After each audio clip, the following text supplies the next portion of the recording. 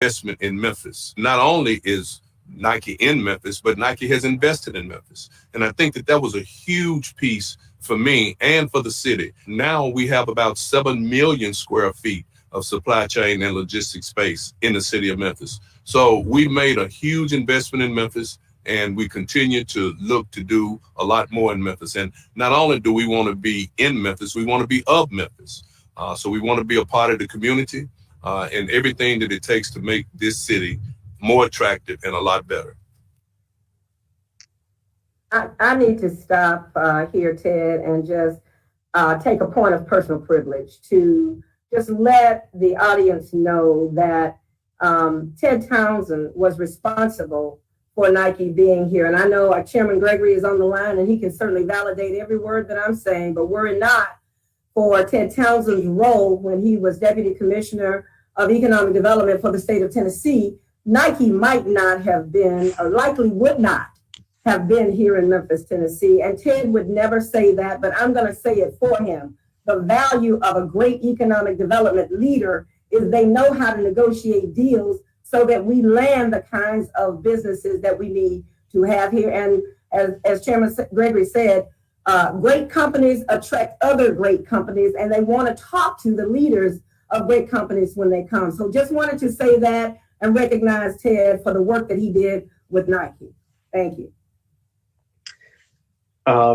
Thank you, Beverly. I appreciate that. It was one of those projects that was again, it was fragile.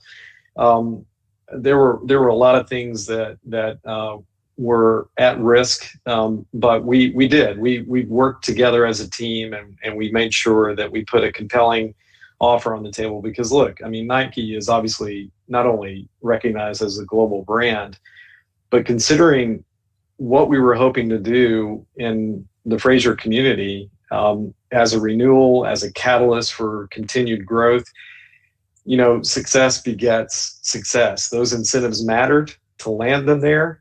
But then once you had that happen and you had the built environment and the infrastructure in that area, you now see Amazon up there as well. So all of this, our focus is to create that multiplier effect through our competitiveness, through the incentives, through a workforce, talented workforce. All of that matters. All of it comes together, and it really adds to this. Listen, these projects are highly complex transactions at the end of the day. You've seen now the decisions and the areas that they focus on, but these are multi-decade commitments to our community. They want to become entrenched in who we are. They're always asking me, you know, when we land here, we really want to become a part of the community. And then, obviously, those are always phase one. They look at this in a multi-phase opportunity. This is phase one. You can't get to phase two unless you land that phase one. So we're excited about the Mullins and Alphatex and others that we've seen recently. But those are just the beginning stages of their journey in this community and what they can contribute. Next slide, please. So obviously, you know, competition is global, but we've heard it before that, you know, we're competing against Arkansas and Mississippi. Great talked about their approach really to use Memphis's infrastructure and all that we've built out here, our amenities, as part of their own. And so it's definitely something that we're focused on. You heard Commissioner Rolfe say, head to head, we can't do it. Mississippi is extremely competitive. They have a set of tools to incentivize companies at every step of the deal. They have a deal closing fund even. They have a retention fund. And we don't have those tools, and it makes it tough. But where we can win is working within strategies and insights to understand how we can become more competitive within those opportunity clusters. A lot of it will come down to workforce, and we're excited to begin that work with you all on it. Next slide, please. We're playing the video. I'm next. sorry, Bobby. You're right. You're okay. There it is. Next video. If you look at Metro Memphis, and it has the 3 states being the metro area, that can share the resources and the benefits of the metro Memphis area. When it comes down to making a decision to operate where you could share in those resources, certainly incentives will play a big role in where to locate. If you are looking at a Tennessee site that's in Memphis and it's not going to be able to participate and invest in a project, we know there are investors in Arkansas, very aggressive with their state leadership. And the same thing in Mississippi with their state leadership. They look as an investment in the project, so that those jobs and the people of whether it's Arkansas or Mississippi in those states benefit from those jobs. And more importantly, that payroll stays in those communities. Our whole goal is to make sure that the company falls in love with the community. And I think equally important, the community falls in love with the company. Because once you invest $100 million in the ground, it's not like you just would pick up and move those assets. That's just an enormously expensive. So we make sure that we try to get it right on the front end. We at the state do not have what I will call a great defensive incentive program. What I mean by that is when a company, maybe a Memphis-centric company, is being recruited to cross the state lines, we don't have the tools in our chest to provide the same incentives that maybe Arkansas or Mississippi may offer. And what is a challenge for Memphis is these other states can simply go across the line and poach great companies and bring them 5 miles into their state and offer an abundance of incentives. And those workers, they can remain in our state. Those companies have access to the greatest health care on the globe, one of the great multinational airports on the globe, great quality of life, that metropolitan center, they get to enjoy all of that. When I was the head of Mississippi Development Authority, we often, when we looked at North Mississippi, we sold it as a Memphis location. And so if you think about it from a Memphis location, we're selling the resources of the greater metro, Memphis area. So you have the ability to have a Mississippi site and have all the resources and assets of the greater Memphis area as part of it. From a competitive standpoint, we would position our state to say this is a Memphis location, but our sites are on the Mississippi side, built infrastructure around them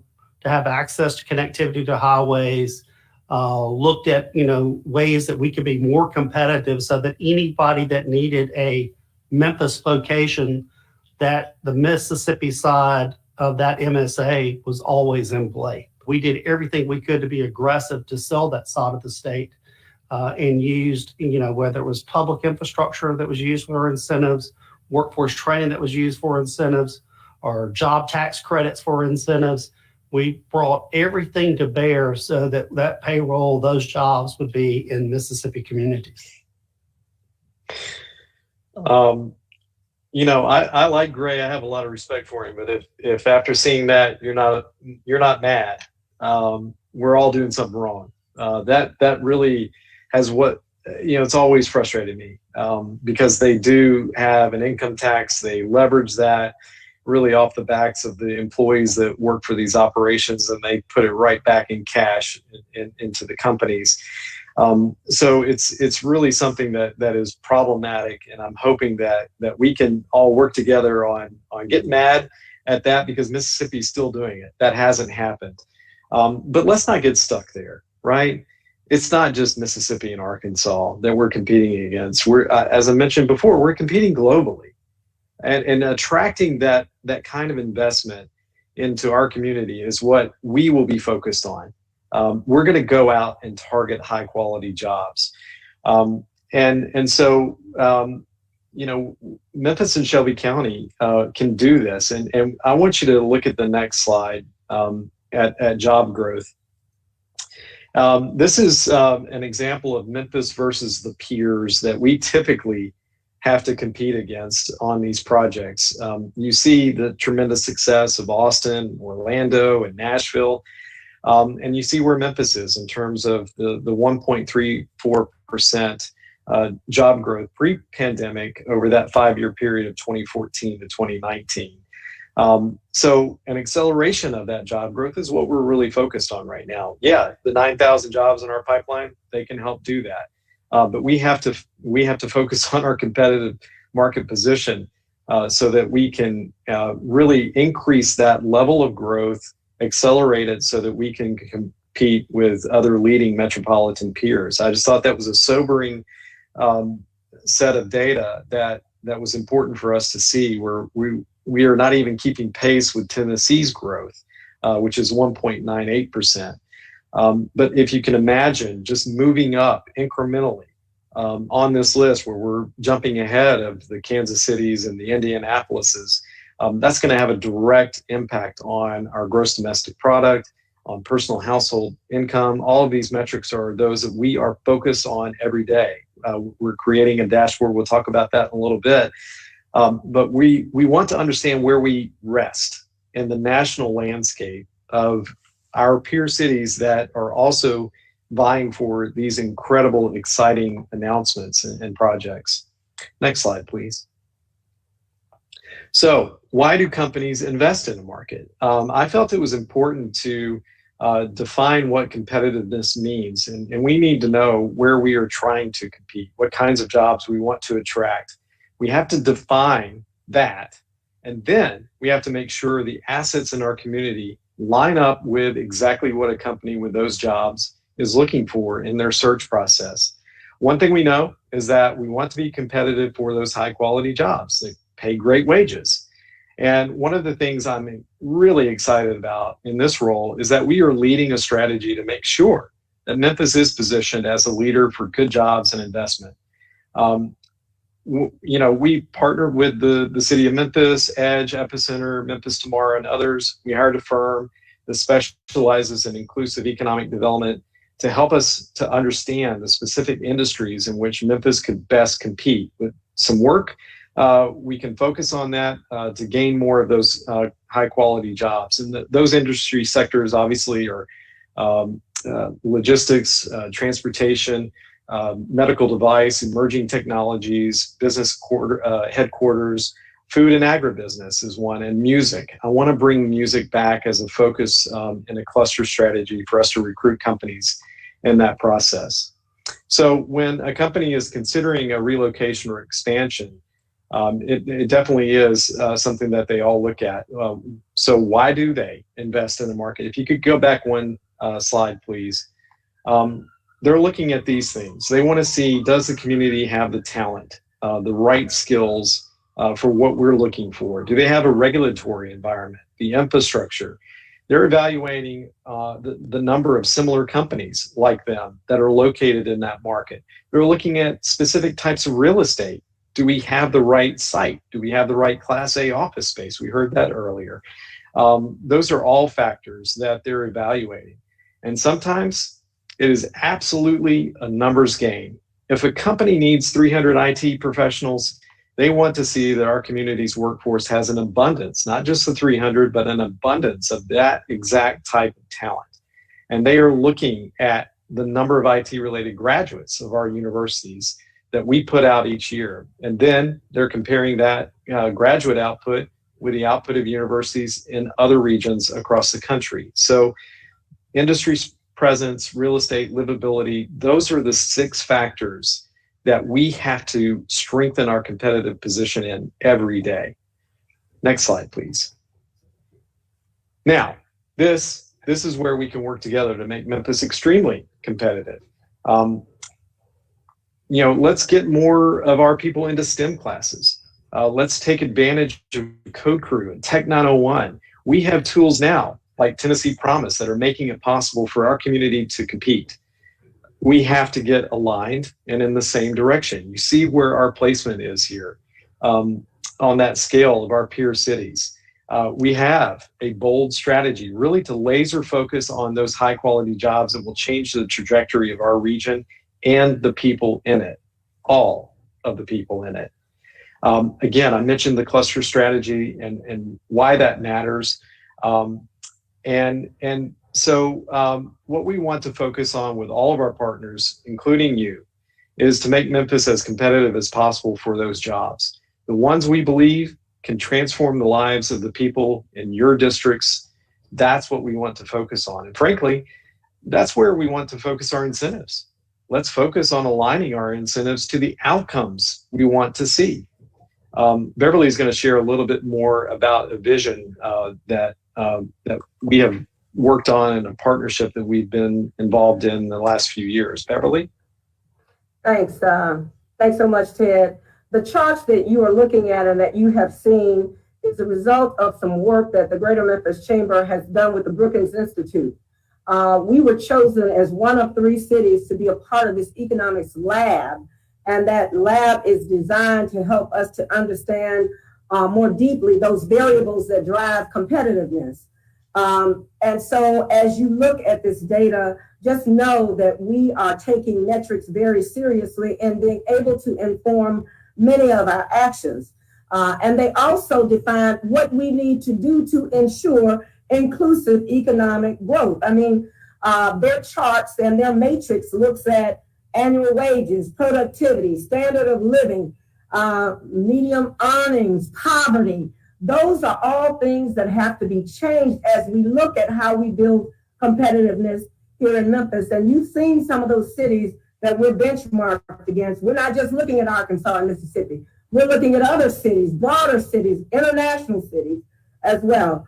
The center will help us to prioritize key investments that we need to make as a community to be better positioned for high quality jobs. And we're working with our partners to identify a path to elevate our workforce. Look, guys, we got to get this workforce together. There are jobs out here now that are available, but the businesses cannot get people in the marketplace. And it's not that they are going for $10 wages now. I mean, people are elevating wages now much, much higher because they know that they've got to be able to compete. So as we define these metrics and assess these goals and establish goals, we want to report this progress.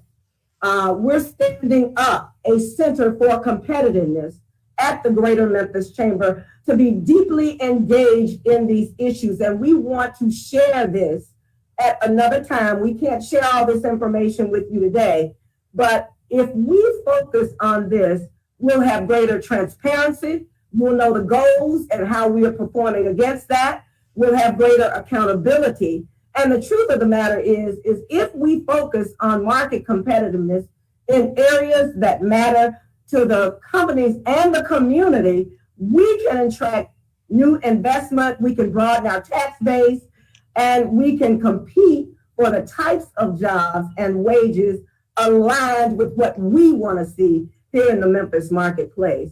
So, and we won't have to rely so heavily on incentives because we'll be substantially more competitive. So as we close this presentation today, we want to thank you for listening to us. We will welcome questions after this last presenter comes on, and we'll close this with remarks from Richard Smith, and then we can entertain questions, but thank you again. Now to the video. Every project's competitive.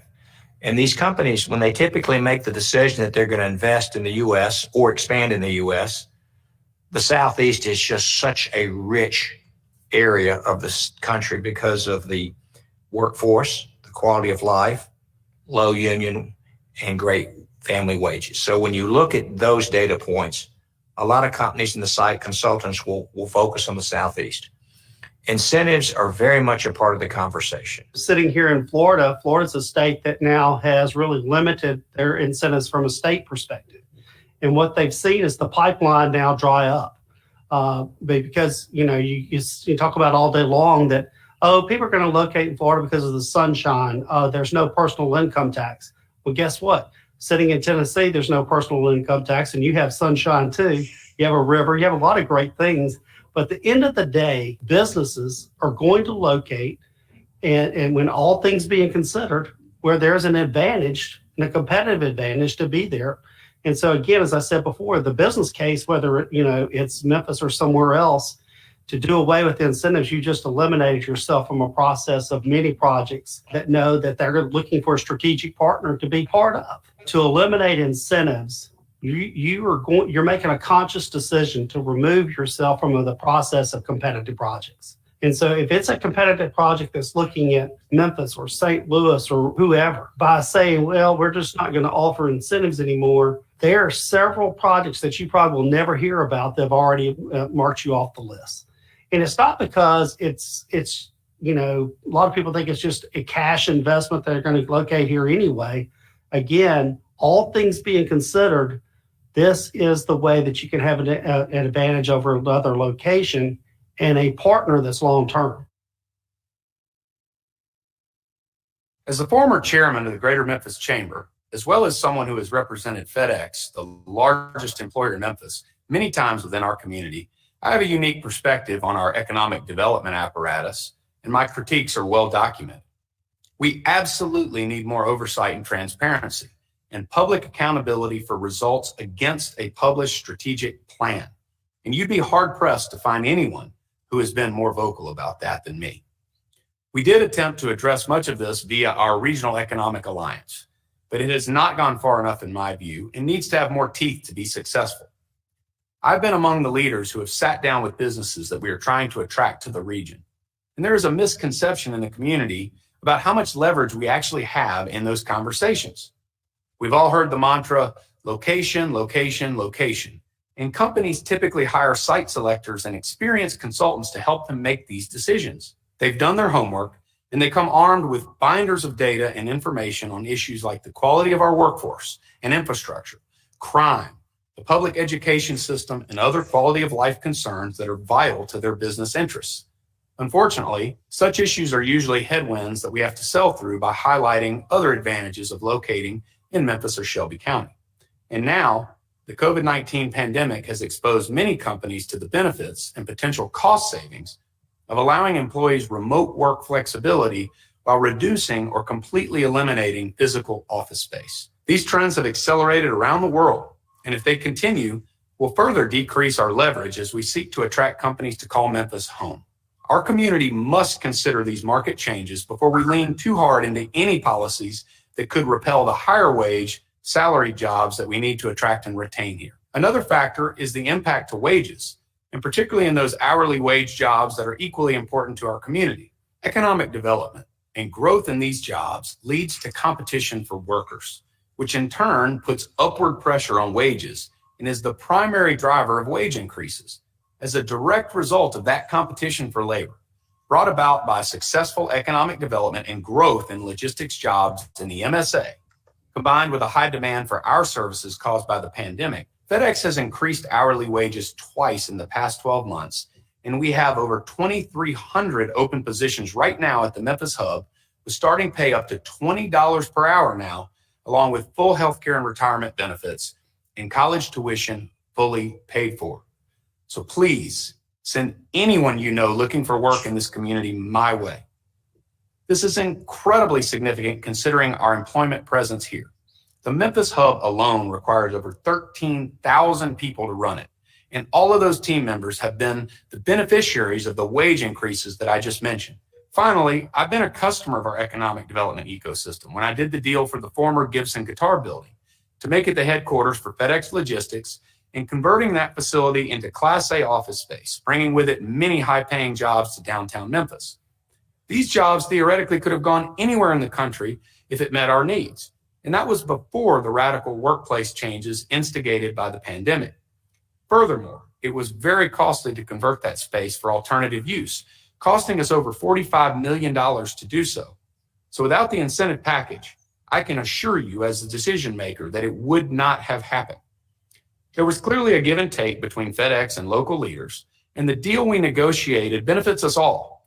Instead of seeing jobs leave the area and a large building at our city center, across from our NBA arena, continue to go vacant and fall into disrepair for years and years. Now it is a vibrant headquarters facility housing hundreds of high-salaried positions. In the case of pilots and economic development, we cannot forget that if these businesses do not come, we gain nothing, and sometimes we stand to lose very much. That's not to say that we should completely give away the store, mind you. But remember that we are talking about tax incentives on dollars that won't come at all if businesses choose to go elsewhere. 100% of nothing is still nothing after all. So the thing to consider is whether or not there's an opportunity cost in doing the deal. In other words, is someone else likely to do something with that particular property with lesser incentive?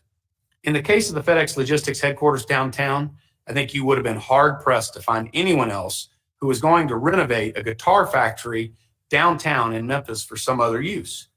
This is why you've got to look at all aspects of a deal, not just broad generalizations about incentives extrapolated from data and other publicly available sources that you attempt to apply to this particular community or to a particular deal that you don't have the appropriate insights on. Each situation is unique and has to be taken on its merits. So thanks again, and let's continue our work together to make Memphis a better place to live and work, both now and for future generations.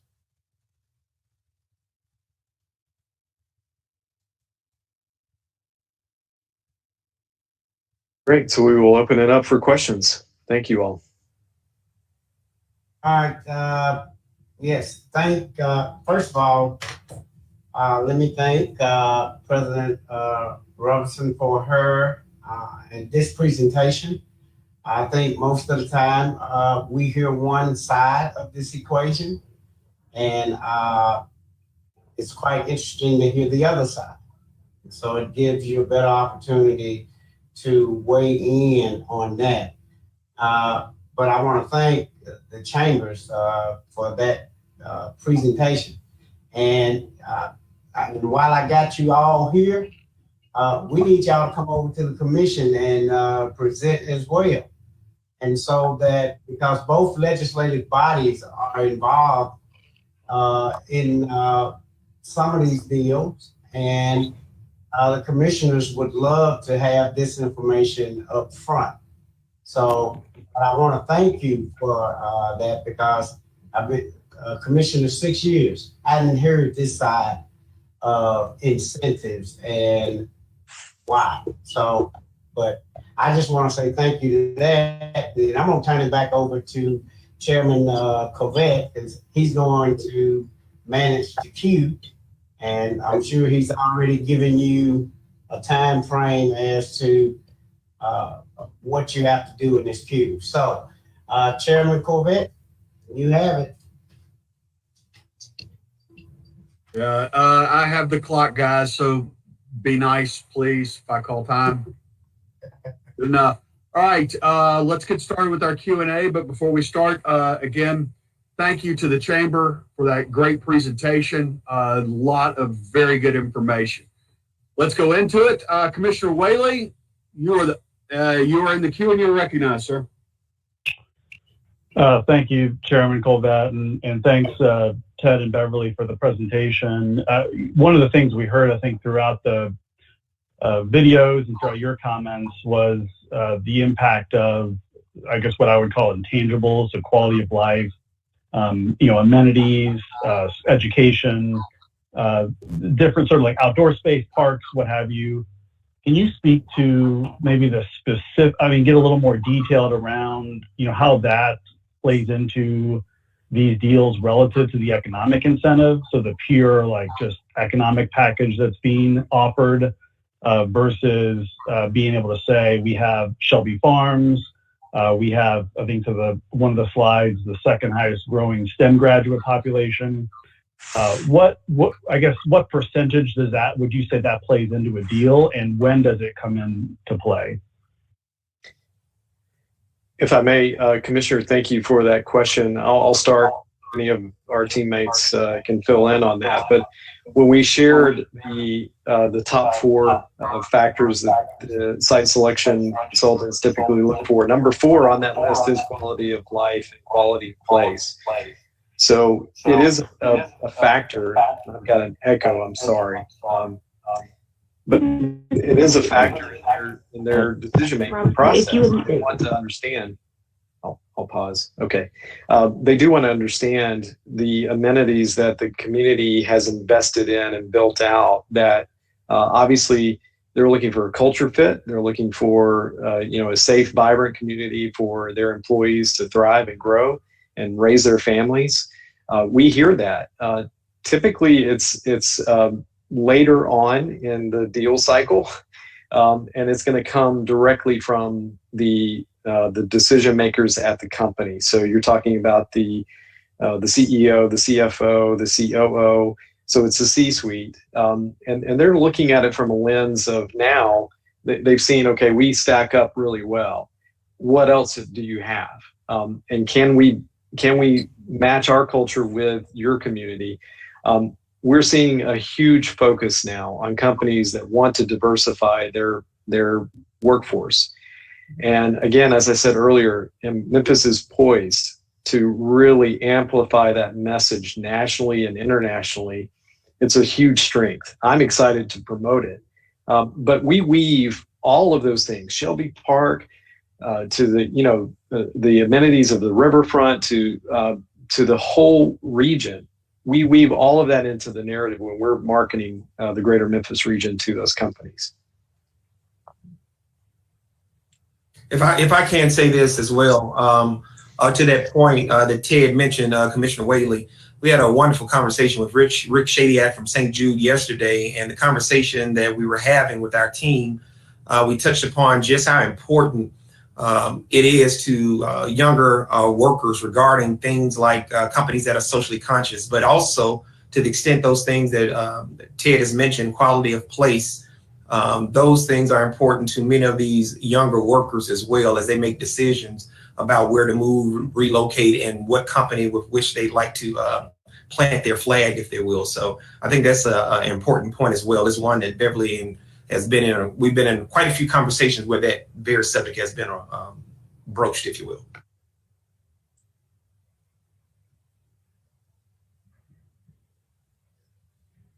Commissioner Whaley, do you have anything further you wish to ask?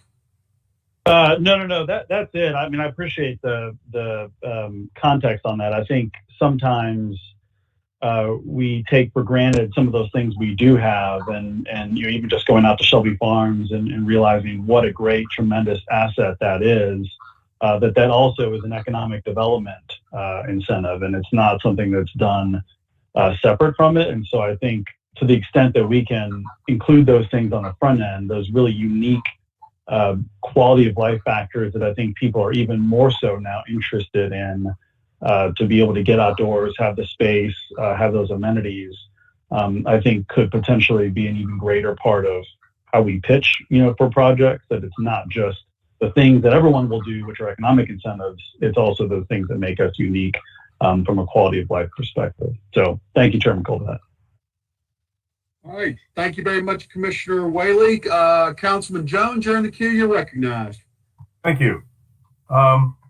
Anybody can answer the questions that I have, but my first question is, who approves economic incentives in Nashville? Who approves the incentives? Yes. In Nashville? Are you talking about local incentives or state incentives? Local? Yes. Yeah, I believe it's their metro government. Okay, so the council. I believe. I think that's right. Okay. So the point that I'm making, and they have an industrial development board as well. Gotcha. So I guess where I'm going with this, I know that Commissioner Rolfe mentioned leaks, if you would. Our combined bodies are comprised of 26 members. Nashville, if it's the Nashville City Council that's approving those, they have 40 members. So I would just contend and providing some pushback on this idea of leaks and transparency. And my objections have nothing to do. I recognize the need for there to be some type of confidentiality with these things, but I would contend that the chances of a leak of a 40-member body is greater than the chances of a leak of a 26-member body, just based upon the sheer number of individuals on that approving body. In some of the comments that was made, I remember hearing Mississippi is competitive. Mississippi is competitive how and in what industries? It's always been my position that when we look at any surrounding county, they have way more raw virgin land to build huge distribution facilities versus of Memphis. When just yesterday, and I sent an email to my council and commission colleagues. Just yesterday, Nashville announced that Oracle is looking to invested over $1 billion, 8,000 jobs, averaging over $100,000. They're not. That's that's an enterprise that's going up. That's not one where they need thousands of acres to build a 500,000 square foot facility. That's what Mississippi offers. So, I think that if we feel that we have to compete with that, we're just going about it the wrong way. I contend that we don't. That's not anything that I feel that we should be competing about with Mississippi distribution warehousing positions. If you're telling me, now I understand that Google may have located in DeSoto County. Yes, in my estimation, that's a loss to us. That's somebody that I think that we lost to.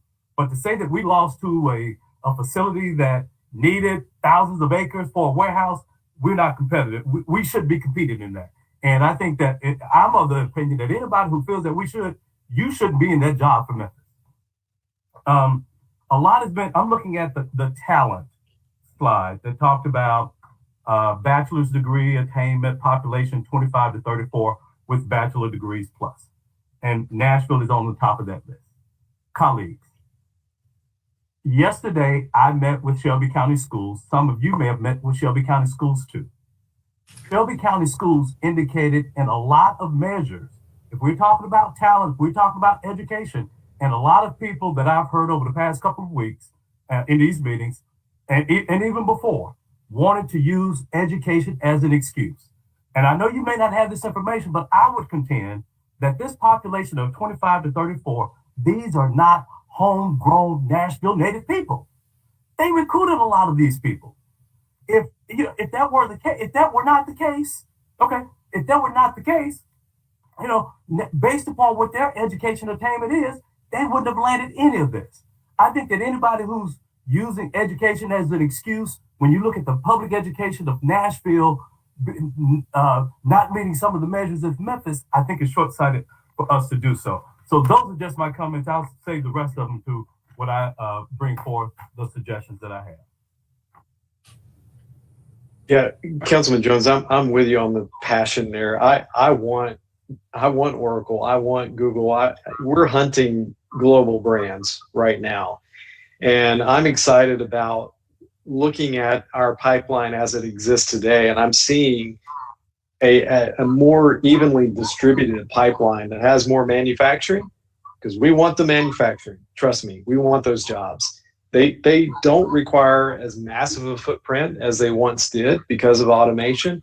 And they subsequently don't typically generate as many jobs as they used to because of that automation. But these are really great, high quality jobs. Maybe it's 300 when 10 years ago it was 1,000.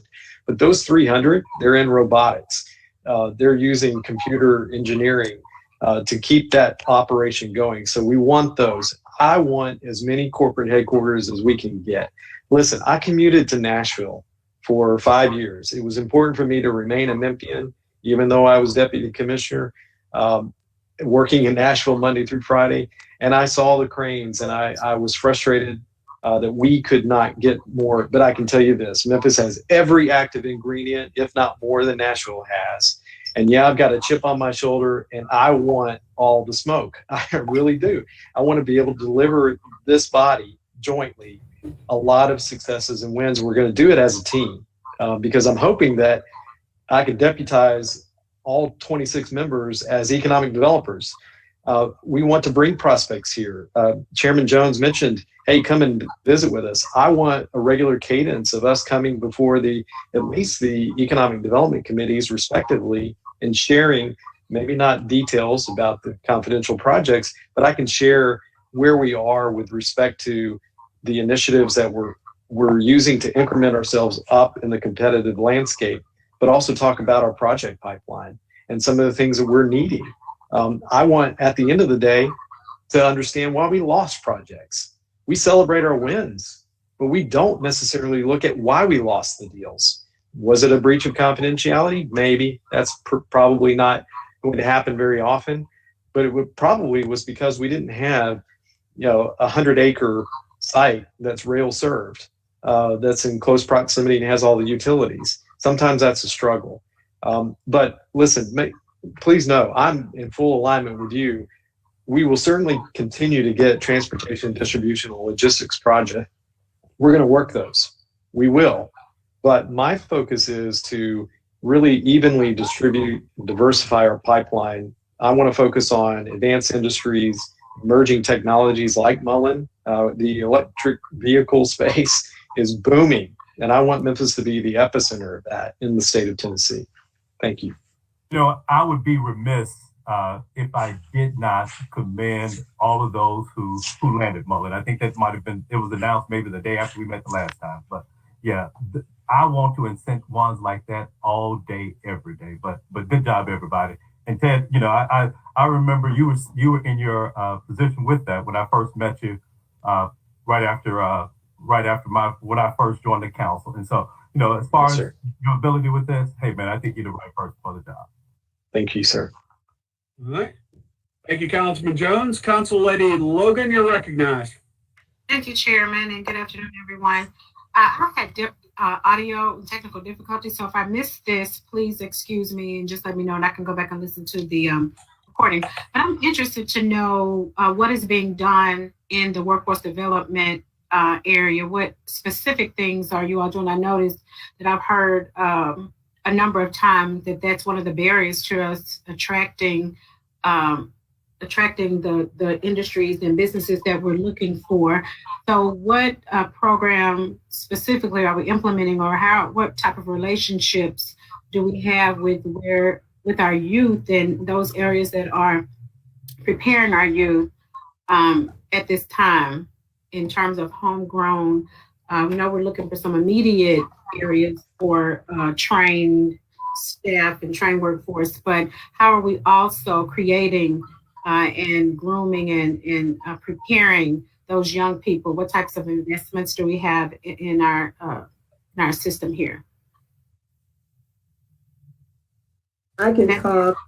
Let me start by talking a little bit about something that we launched about a year and a half ago, and that is our Upskill 901 program. That is a program whereby we have aligned providers in the education space, opportunity youth space. We've aligned those in the community of faith space together, and also those who are ex-offender space, to come together and talk about what training programs are available to make sure that we are upskilling people for jobs, not just of today, but jobs in the future.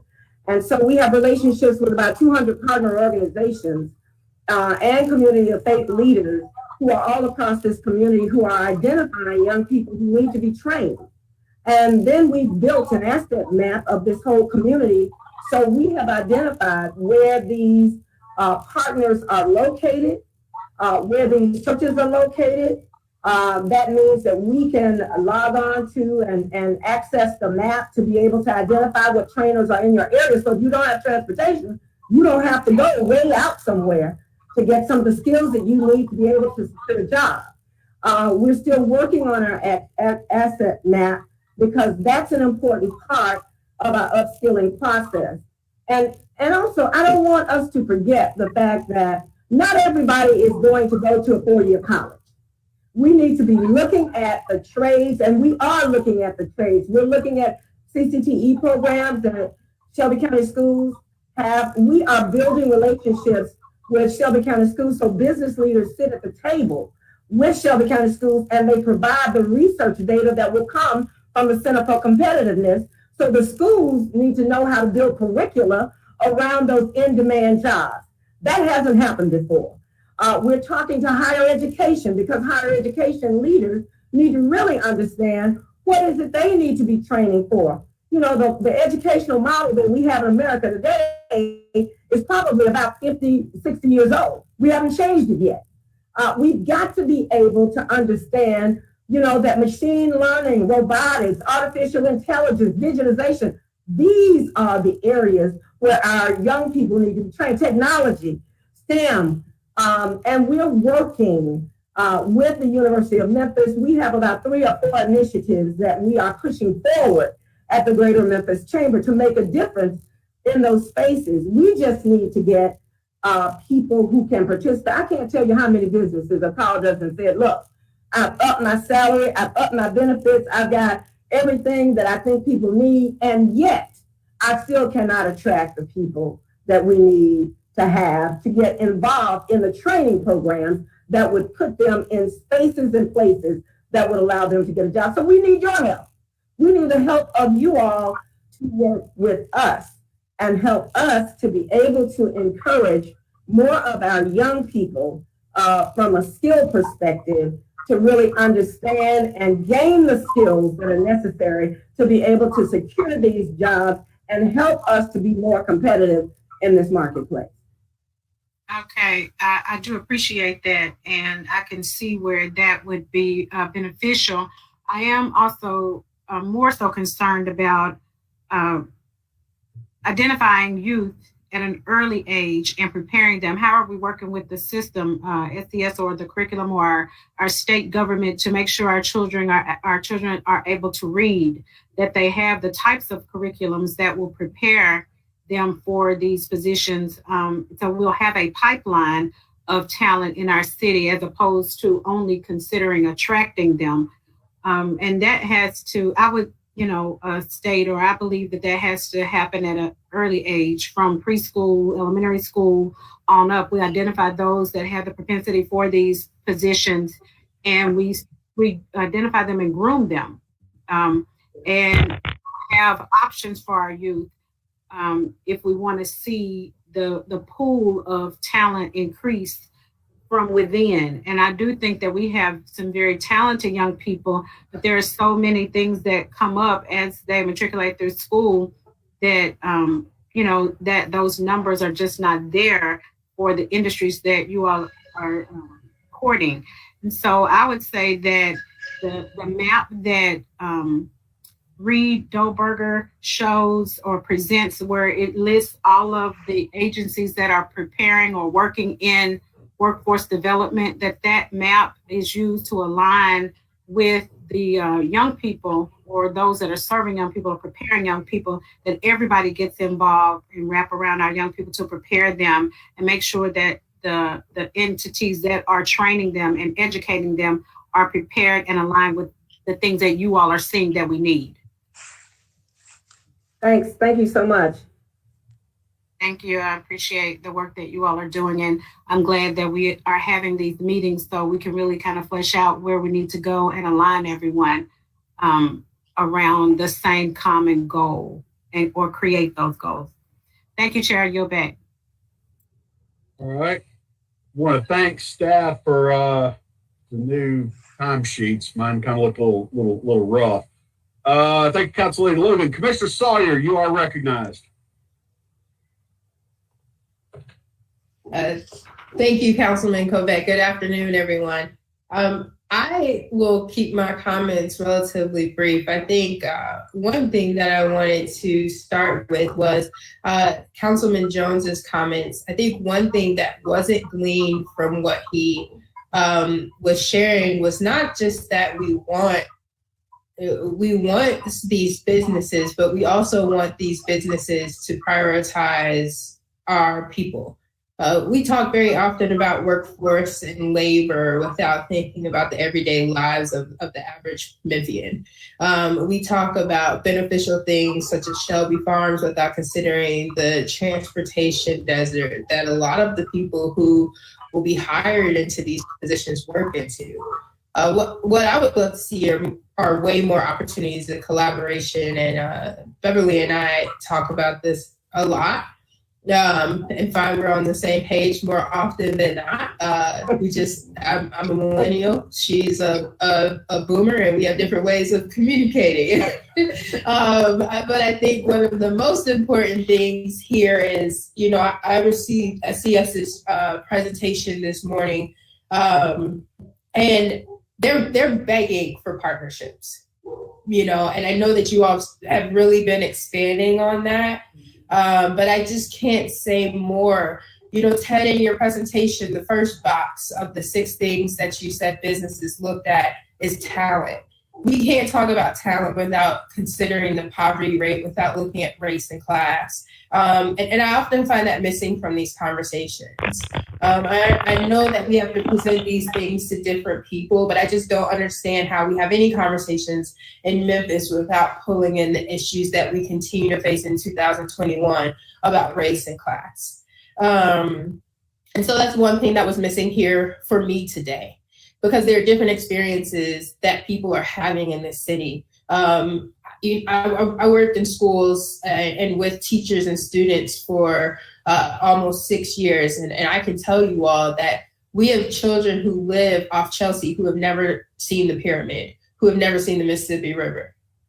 I've been in Kingsbury High, and the kids couldn't point to me what way to go to walk to Union Avenue, less than 5 mile walk, from their school. And so some of these opportunities are ones that the business community and government, us as elected officials, should be partnering to fill in the gap, because someone who's seeing the world, someone who's seeing their city, someone who's been able to leave their neighborhood already makes you a more prepared employee, a more prepared asset to this workforce that we're trying, this world-class workforce that we want to build.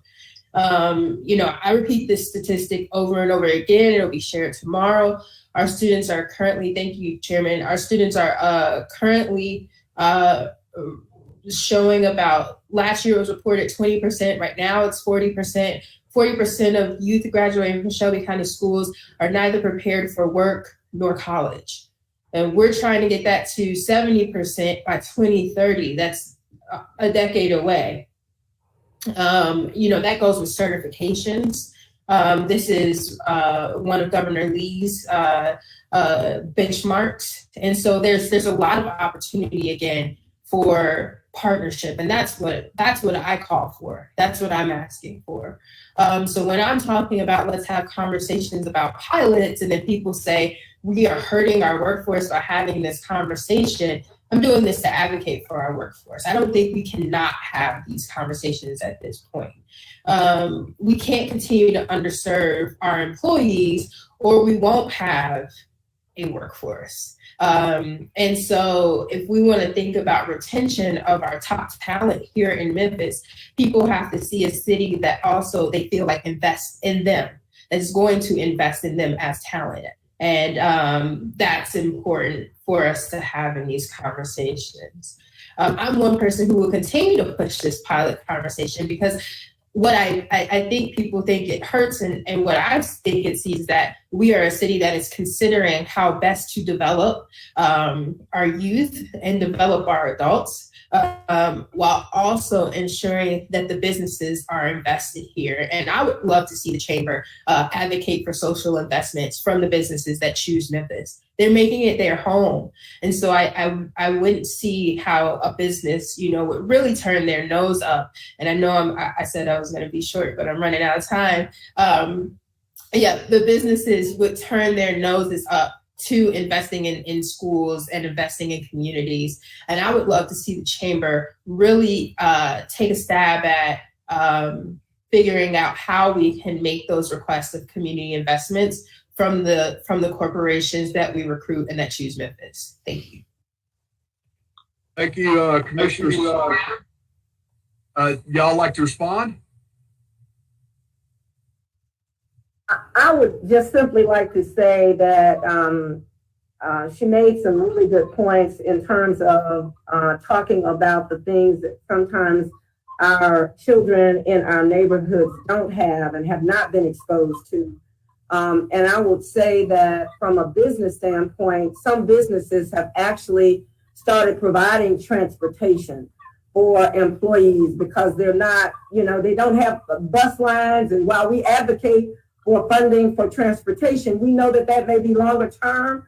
But I think that if businesses are providing transportation, there are a number of businesses that are also providing programs early on, so that they're creating a pipeline for potential employees later on. I mean, Nike has a second line program. FedEx has has a number of programs where they're within HBCUs now.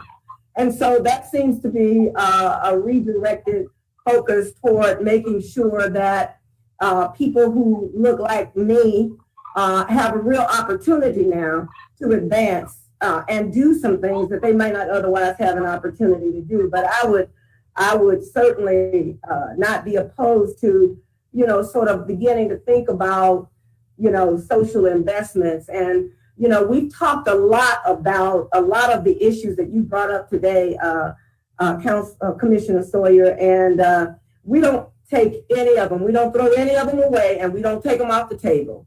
Those are things that we should give some consideration to, and I'm sure that we will. So thank you. All right. That takes us to the end of the queue and the end of the conversation at this juncture with the Greater Memphis Chamber. Thank you again for your presentation. Let's move on along now to our legislative proposals. I believe we have two, and the first one is Councilman Martavius Jones. Sir, you're recognized. 10 minutes on the clock. Okay, thank you. I'll begin my comments by saying that I was more than thrilled after our last meeting when it was announced that Modern Technologies had selected Memphis. I'd like to see more of those type of deals. I'd like to see them monthly if possible, and I would absolutely have no qualms about the economic incentives for projects similar to this. I want to say that for the umpteenth time that I am not against economic incentives in general. However, specifically and for the record, I'm against economic incentives for any and every business that applies for one, and those that pay low wages, that are barely above the poverty level and below what is a minimum wage. What I'd hoped for when I asked Chairman Covet and Jones to convene our bodies was an under the hood look and explanation of how these things are evaluated. One of the questions I posed last time was along the lines of if the underlying economic assumptions on which these incentives are based have changed in the past 10 years. I wanted us to have an explanation of the direct effect employer multiplier that goes into this evaluation. There's an indirect employer number that's part of this analysis. Has any of these measures changed in the past 10 or 11 years? If not, why? Indirect wages are a part of that. When I look at any given annual impact of operation sheet of any pilot application, I see notations, but no explanation of what they mean. I thought it would have been helpful for us to have a better understanding of what goes into these analyses. Has the economic impact multiplier that's used changed in the past 10 years? That's another measure that's listed in these. If not, why? Without an in-depth explanation, I can only hold the opinion that those numbers do nothing but inflate the economic impact to justify a program where there aren't quantifiable and measurable outcomes. So, one of the first amendments that I would propose to our program is that when there is a benefit to cost ratio that is less than 1.0, it must be approved by the City Council and the County Commission.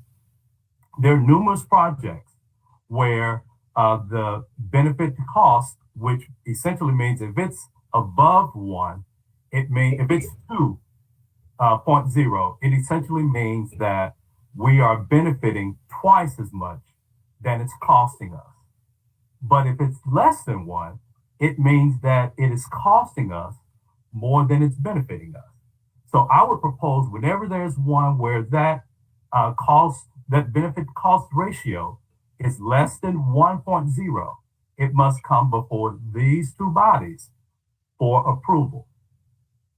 The second proposal would be that we raise the wage for which a company qualifies for an incentive to $17 per hour, with this rate subject to review every 5 years. If we go back to, I think it may have been a February City Council meeting, It was some information that was presented to us by the chamber. And what was presented to us was MIT study that's done that looks at wages. It looks at poverty wages. It looked at what a living wage was. And it provided this information for a person, for a single earner, or an earner with one dependent, or earner with two dependents. Based upon that information there, the minimum that's currently in place of $13 an hour is closer to what would be the wage for what would be close to the living wage for an individual that doesn't have any dependents. I would contend that most of the jobs that come before us, I would just base it upon the assumption that at least most households, many adult households, I'd say many adult households, have at least one dependent. So I think that our current structure right now is skewed towards the assumption that most do not have any dependents in that household. What I requested the last time, what would be the evaluation tool for the EDGE president? It's included in the packet that was mailed to us this time.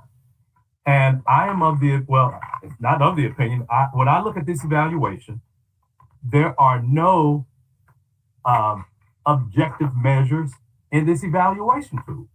There's nothing that says, you're responsible for a certain rate of pay for jobs, the number of jobs.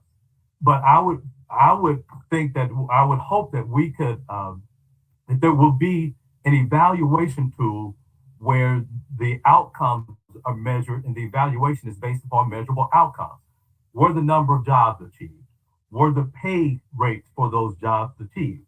Versus having subjective measures in here, as demonstrated here,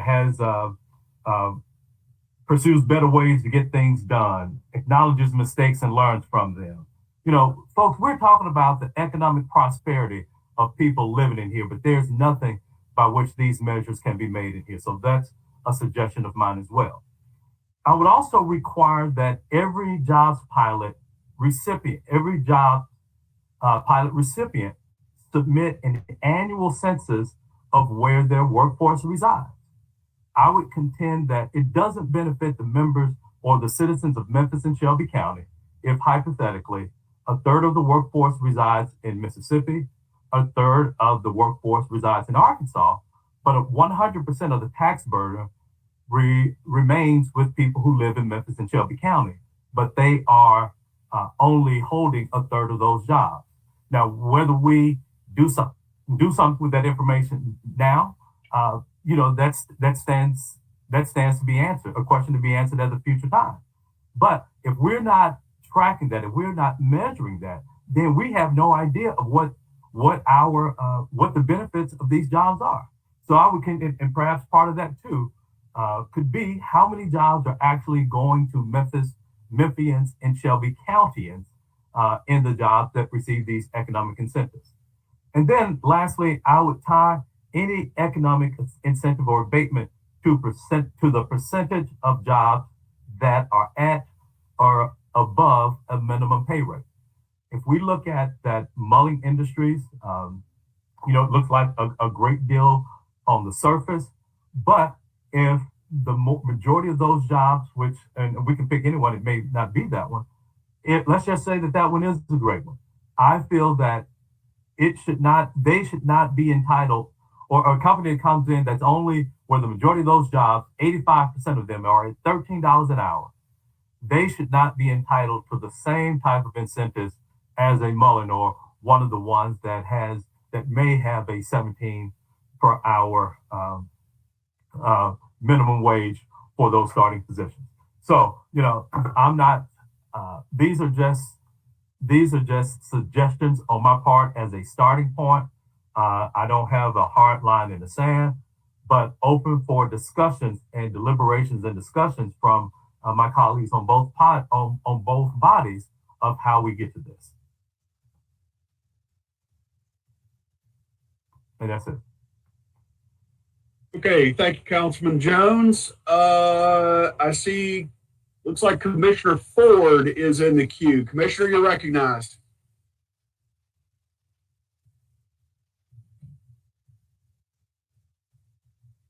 Commissioner Ford, you might be muted. All right. All right. Can you hear me? Yes, sir. All right. Good afternoon, everybody. Hold on. Let me do this so y'all can see me. Okay.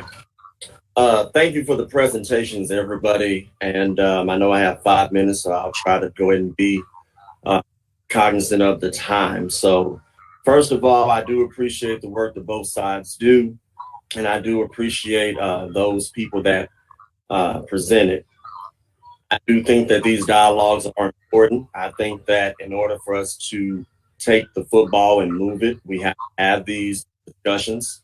But I think they have to be real discussions. We're going to agree on some things. We're going to disagree on things.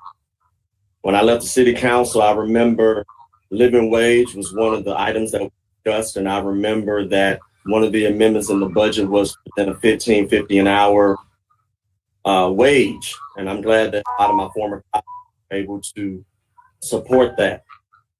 And I've also been one that has been questioning about city workers where they live in the other. I know with private sector it's a little different. So what I'm going to do is, with my next 4 minutes, I just want to go down the list of some of the items. I do have some concerns, but I do have a couple of suggestions as well. And I'm talking to both of my former colleagues because I know the second presentation, number 5, is the only thing that's really modified. So I'll start off with this. Doing a little research, when I look at those that have a benefit cost ratio that's less than 1, I know that many of those are either retention pilots or fast track pilots. So one of my concerns is the deal being killed before it even reaches the council or the commission as far as looking at the benefit to cost ratio. I'll give you one example. You had the retention pilot with McKesson, for example. It was not renewed, and you had hundreds of jobs go across the line to Olive Branch. I just want to make sure that, and I can't see it on this one sheet of paper, hopefully we'll do a little research on it. I just don't want the implications of doing away with a fast track program to negatively affect small business and other businesses when we look at the first item check mark. That's number 1. Number 2 and 5, I'll put together. As far as the 17 an hour is concerned, I understand as far as living wage is concerned, we have a poverty rate. I would ask those who have proposed amendments, if this 17 does not include benefits, what would the lowest with benefits possibly be? Could it be $13.50? Could it be $15? Would that sway anything as far as that's concerned? With the minimum threshold being possibly $13.50 plus benefits or $15. And then as far as 5 years, I don't want a legislative body to be skipped through the process. So I would recommend that the 5 year either be 3 or 4 years. As far as the third bullet point, I probably need a little bit more information on that because I just want to make sure that that's not another opportunity for site selectors where they strike us off the list. But let me talk about number 4 a little bit. The difference between public sector and private sector. We can make the rules easily or try to make the rules easily when we're looking at public sector. My concern is, and if either council member who has an amendment can give me some more information on this, don't get me wrong, trust me. I wish we had an income tax. I wish we had an occupational privilege tax because we got 100,000 employees that live, work, and play in Shelby County, but they live somewhere else. I get that, trust me. But I just want to make sure that we don't violate the interstate commerce clause or anything else like that when we look at policing where the local companies are, where they're allowing their employees to live. And I just want to make sure that we don't have anything from a legal standpoint or whatnot. And then lastly, what I'll say is, and this is for Edge and everybody else, because I don't want it looking like I'm just looking at the presentation that's in front of us, the proposed amendment. I agree with several of my colleagues, especially my female colleagues that there has to be a little bit more transparency and accountability for results. I think that's the reason why we're here. I think if we have a strategic plan, a lot of the things in the strategic plan are not necessarily actionable. We need to make it act. If we need to publish an annual scorecard, we need to do that. If there are items like what Councilman or Councilwoman Logan or Commissioner Sawyer want to add to the toolbox, I think we need to add those to the toolbox. And we should have quarterly reviews. And Chairman Colbert, I know that my time is up. I just wanted to make sure that I went down the list on what my concerns and questions were. And I looked at my research, and I will feel free to listen to those who have brought the amendments. So thank you for. All right. Thank you, Commissioner. I see Councilman Morgan's in the queue. You're recognized. Thank you, Mr. Chair. And I appreciate the presentations again today and the information we've received. But because time is short, I'll try to keep it to proposals and something that I would like to see proposed in the city of Memphis and Shelby County. As to what Councilman Jones has put on the floor in front of us, I could go point by point down this, but overall, I do not think this is in the best interest of Memphis and Shelby County to pass. I think the overall theme we've talked about today and in our last meeting was competitiveness for Memphis. And if we want a company to be here and to invest in our city and some of those auxiliary services of government and get involved in the community centers and the schools and the parks, first we have to be able to get them here. And to do that, we have to win that competitive bidding process. And everything that's in this proposal makes it more difficult for a business to locate to Memphis, not easier, not more enticing, not more attractive. So that would be the primary, I guess, source of my opposition to this, where I get Councilman Jones and what he's saying, his philosophy that there are jobs that pay between $13 and $17 an hour, and that's not what we should incentivize. But we also have to remember that Memphis and Shelby County is a large marketplace, and jobs that receive pilots or TIFs or are part of TDZs, they do not make up the majority of that marketplace. In that marketplace, we still have a number of jobs, my constituents and yours, that make $8 or $9 an hour without benefits.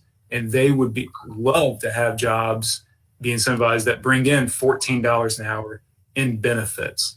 What that does is then creates a demand at those lower paying jobs that in order to retain talent or to retain those individuals, they're going to have to pay more. But if we try to skip past the middle of the market in terms of pay, and this is something that Reed Goldberger talked about, we're going to be leaving Memphians behind. We have a large population, 16 to 24, that has not graduated high school, that is not in college, and does not have a job. In these $13 to $17 an hour jobs that you're talking about removing the incentives from, that we don't even want to compete over, I don't think we can be turning up our nose at them. They're still important for Memphis, the land. They're still important for Shelby County, and the people we represent will take those jobs over the other jobs that already exist in our marketplace that we have no say in. That it's more of a federal conversation and a state conversation about minimum wage. But on the local level, right now, we need to be as competitive as possible. And I think this takes us in a step in the other direction and gives businesses across the country and world another excuse to pass on Memphis. And that would be a mistake for these bodies to move forward with this. One thing I would like to, and so I didn't want to come here without an idea. One thing I would propose and throw out there to the body for discussion, and it's not on paper because it is going to take a lot of lawyers and conversations, but we have 6,000 acres of underdeveloped or undeveloped land around our airport. We received the designation of being an airtropolis years ago, and everybody celebrated it. It seems like we left that to the wayside or forgot about it. I would propose that we should have a pre-approved pilot process. That's a lot of alliteration. A pre-approved pilot process for those 6,000 acres around the airport and the Lamar corridor to the east.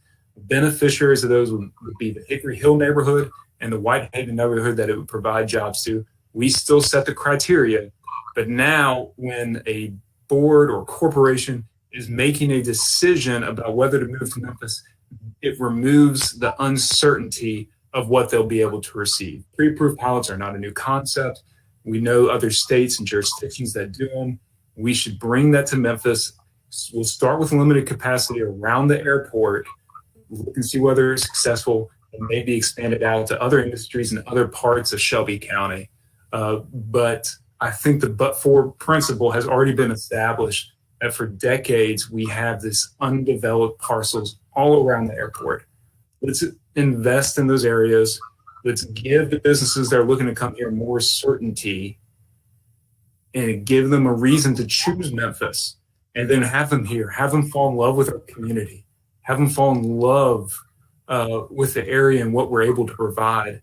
And I think it will be a great benefit to all of us rather than trying to get them here with a stick rather than the carrot. Because what's happened is we're just going to get crossed off the list before we have an opportunity to compete. Thank you, Mr. Chairman. All right. Thank you, Councilman. And just a reminder, if you don't get all that you want in, you can always just jump right back in the queue. I see Commissioner Ford has done exactly that. Commissioner, you're recognized. I'll be quick. I won't have to use 5 minutes. It's actually for both presenters because they both have a matrix that deals with the percentage reduction of benefit for job 17. I can't get the information from the one pager, but I would ask both of them if they could articulate the following. So I see that there could be one caveat to the percentage reduction analysis. I'm assuming only pilot eligible jobs are included in coming up with applicable percentage reduction. And I know in many instances, we only know about company jobs that would qualify as eligible jobs, such as your full-time jobs, which pay more than 13 an hour and pay 50% of health care. I think y'all know what I'm talking about. So my question is, if the percentage reduction clawback also factors in the non-eligible full-time jobs, the temps, the part-times, and et cetera, does the matrix or do the matrices have the necessary information to determine the potential effect? And if not, I would ask for both presenters to make sure that it does have that information, because it could be fairly substantial when we look at the overall picture. Because the last thing I would want is either a fast track pilot or a small business, which in many cases are minorities, to get slighted because of some of these items that we're trying to put in. And I understand the reform, I do. But at the same time, I just want to make sure that the small fish doesn't get eaten up by the shark at the end of the day. So I would just ask if that is included. I can't see it in the one pager, and I will yield back to you, Mr. Chairman. And I think that's my only other question. I may have a follow-up if I get any response. Thank you. Thank you very much. Councilman Jones, you've got a minute and a half. Would you like to respond? Yes, along those lines, Commissioner Ford, it is my understanding that those that are below that $13 are not part of the evaluation. So this would follow that same of what has been the standard practice, that only those that are above the 17 an hour are part of that evaluation. And what was your other question related to this? Mr. Chair, may I? Please. All right. My second question was, if the percentage reduction clawback also factors in the non-eligible full-time jobs and the temps and the part-time, I just want to make sure that we have quantified the potential effect, because it could be substantial if we're including those in the aforementioned matrices. Yeah, this is not a clawback. This is not a clawback. It just essentially says that, so right now, it's my understanding that EDGE will look at those jobs that are above 13. And whether it's a job that's above, well, let's say it's a job at 14, they would get the same exact incentive if 85% of those jobs were at 14 versus a company that may be paying $75,000 they would get the same, they would get the same 75% abatement that the $13 an hour job would be. So this is more aligning it with the number of jobs that are above that 17 versus what appears to me just to be a boilerplate. Everybody gets a 75% discount or abatement. But what the only part that changes is the length. So we can have, based upon how it appears right now, you can have a company, if they check all the boxes, they can be just at $15 an hour. They get a same 10-year pilot as a company that's at $75,000 a year. And I just want to see some difference or some differentiator and give a priority to those that have a greater percentage of those jobs over $17 an hour. But there's no call. This does not anticipate, or this does not contemplate a clawback feature.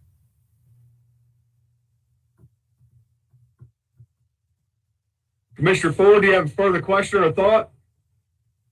I'll wait until our second presenter presents because these questions are somewhat similar since the only thing that's different from both amendments is the matrix regarding the abatement. So I'll wait. If another commissioner or council member would like to get in, I'll wait until Ms. Robinson presents her presentation. Thank you.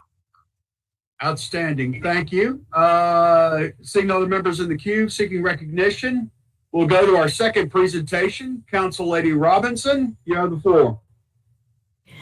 Thank you, Mr. Chair. And I'd like to recognize the chairman of the County Commission as well, Commissioner Jones. And all of everyone that's present, as well as the council and the commission. I want to state first that the presentation that was made by the Chamber of Commerce on today was on point. The reason that I provided an alternative line of thinking was because we need to have the facts at the table. And this is very complicated, and I do believe that we need to have more voices around this with the expertise to help us especially imagine a new pilot program for Memphis and a new Memphis. So the reason that I left, and Councilman Ford is absolutely correct. The only change I made was to the chart because I felt the chart was going to be overwhelmingly difficult to manage, and I just shrunk it.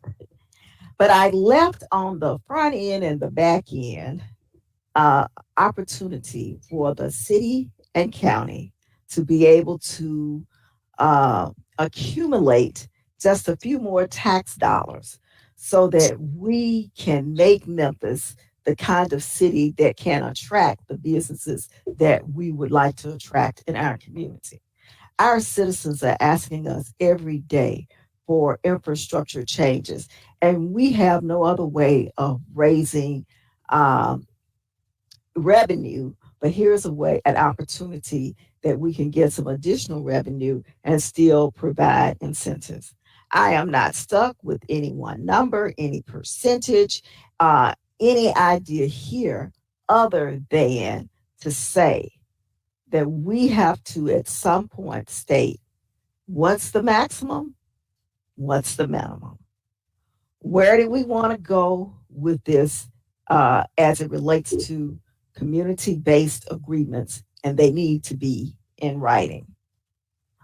We have all investments are not created equal, and that has been our conversation for our last two meetings. And we always have to be able to measure it and for us to be able to manage it.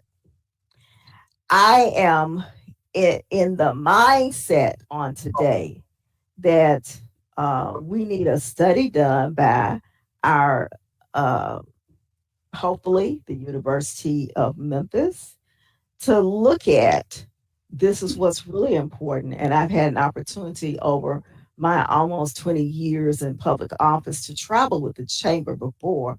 And I had an opportunity to visit Charlotte, North Carolina, Washington, D.C., and we talked about these issues, and it has been way over 10 years ago.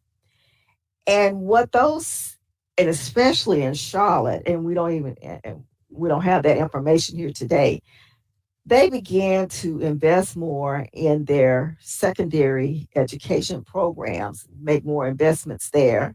Their endowments were greater than the ones here in Memphis. And they began to attract businesses that paid more than a minimum wage. I mean, a lot more. I mean, upper middle class jobs. I do know that if you even compare the universities in Memphis now and look at their endowments versus cities or universities like in Pittsburgh, in Cincinnati, in Alabama, and Louisville, you'll see that we fall behind. So that is something that we have to capture as well. And as we look at these comparisons, we have to be able to say clearly to not just ourselves, but our constituents in Memphis, we want to make sure that we have a talented workforce. We made the proper investments. We haven't given away the store. We can track it. We can give you a report about where we are, where we need to improve, and where we have excelled. But with the information that we currently have, I don't believe it's enough for us to make those decisions. Looking at my proposal, all I shared here and changed were the increments so that on the front end and the back end, we have a few more dollars to invest in an infrastructure and programming for our city so that we can attract more businesses. And it may be that I left 30%. It may be that it needs to be 20. It may be 10. This is just for us to have a conversation. I am not wedded to any of these numbers. It's just to give us some food for thought. And I thought today the chamber did a phenomenal job of bringing that to our attention, and that I do believe that we need to have someone to look at this closely, compare us not just to the cities in the South, the states in the South, Mississippi, Arkansas. We need to be compared to cities that are making the mark, moving their cities forward, and then see where we need to go to bridge that gap. Thank you.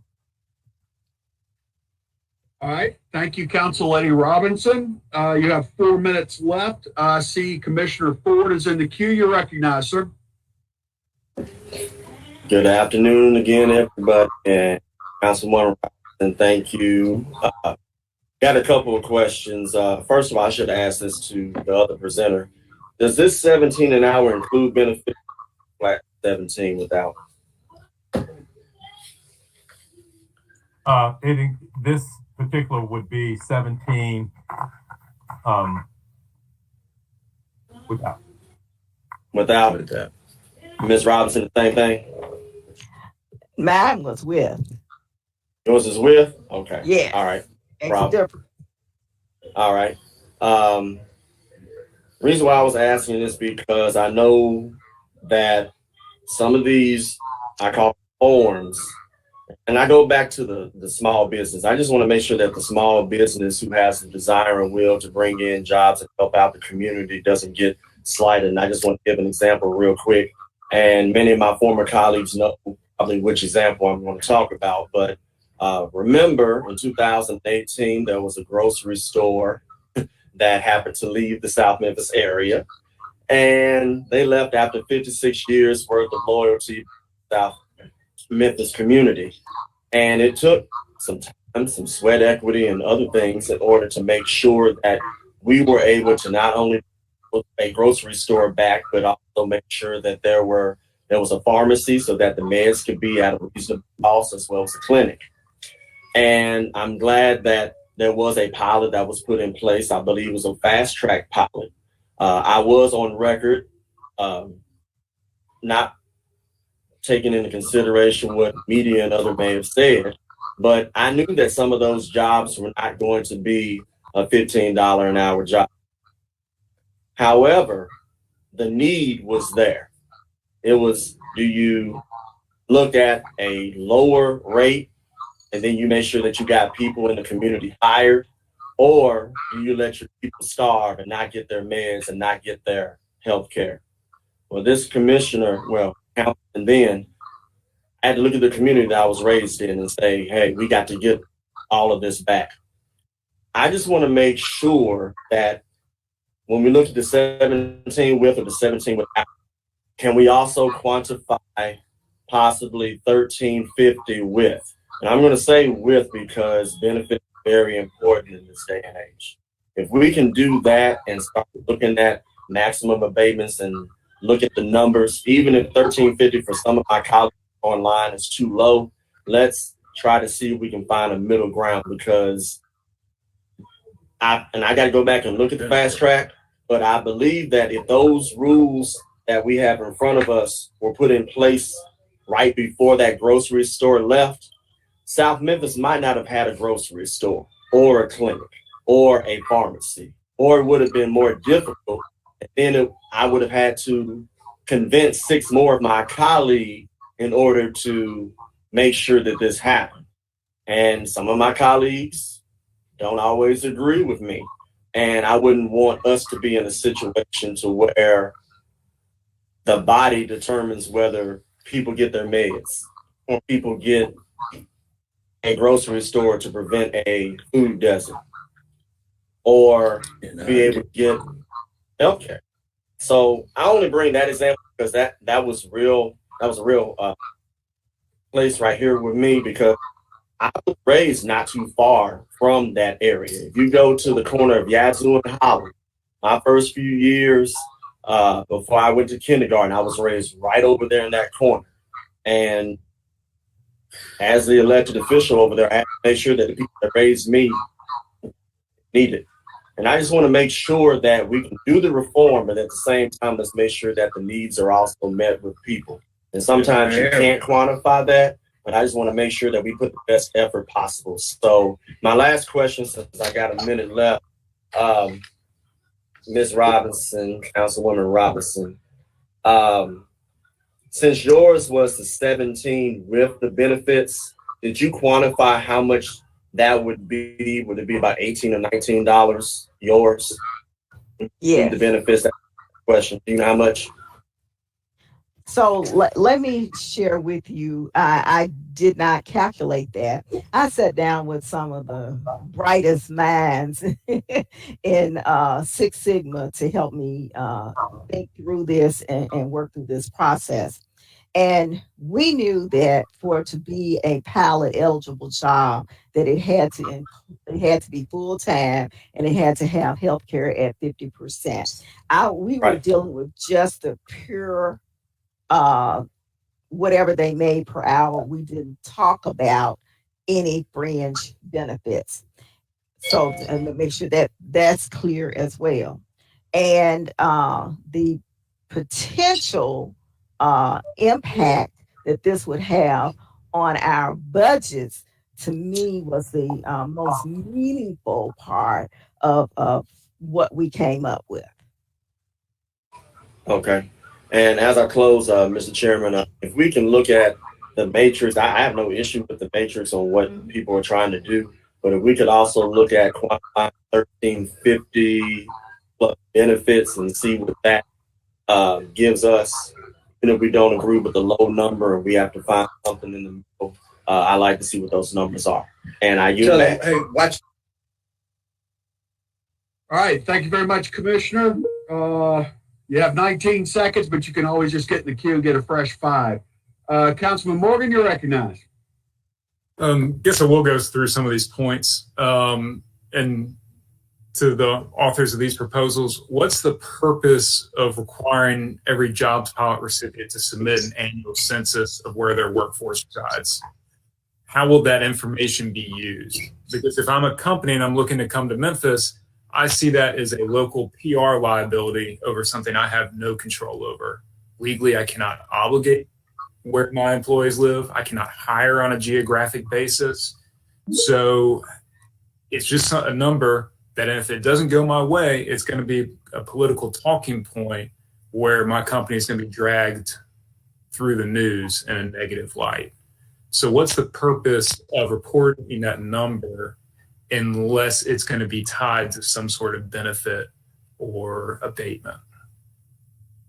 Well, oh, go ahead, Ms. Rob.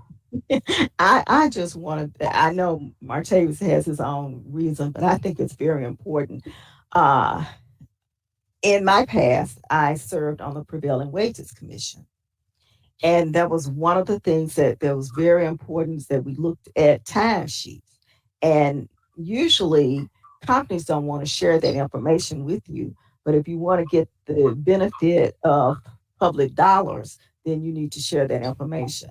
To me, for a community that we are advocating for, we want to ensure that a majority of those jobs are for the people who live in our districts, in our city. And for us to cover our eyes and pretend like we don't see it, we need to know that. And if we're getting people who are working, and I'm not saying that they can't come from somewhere else, I'm not saying that they may be more talented.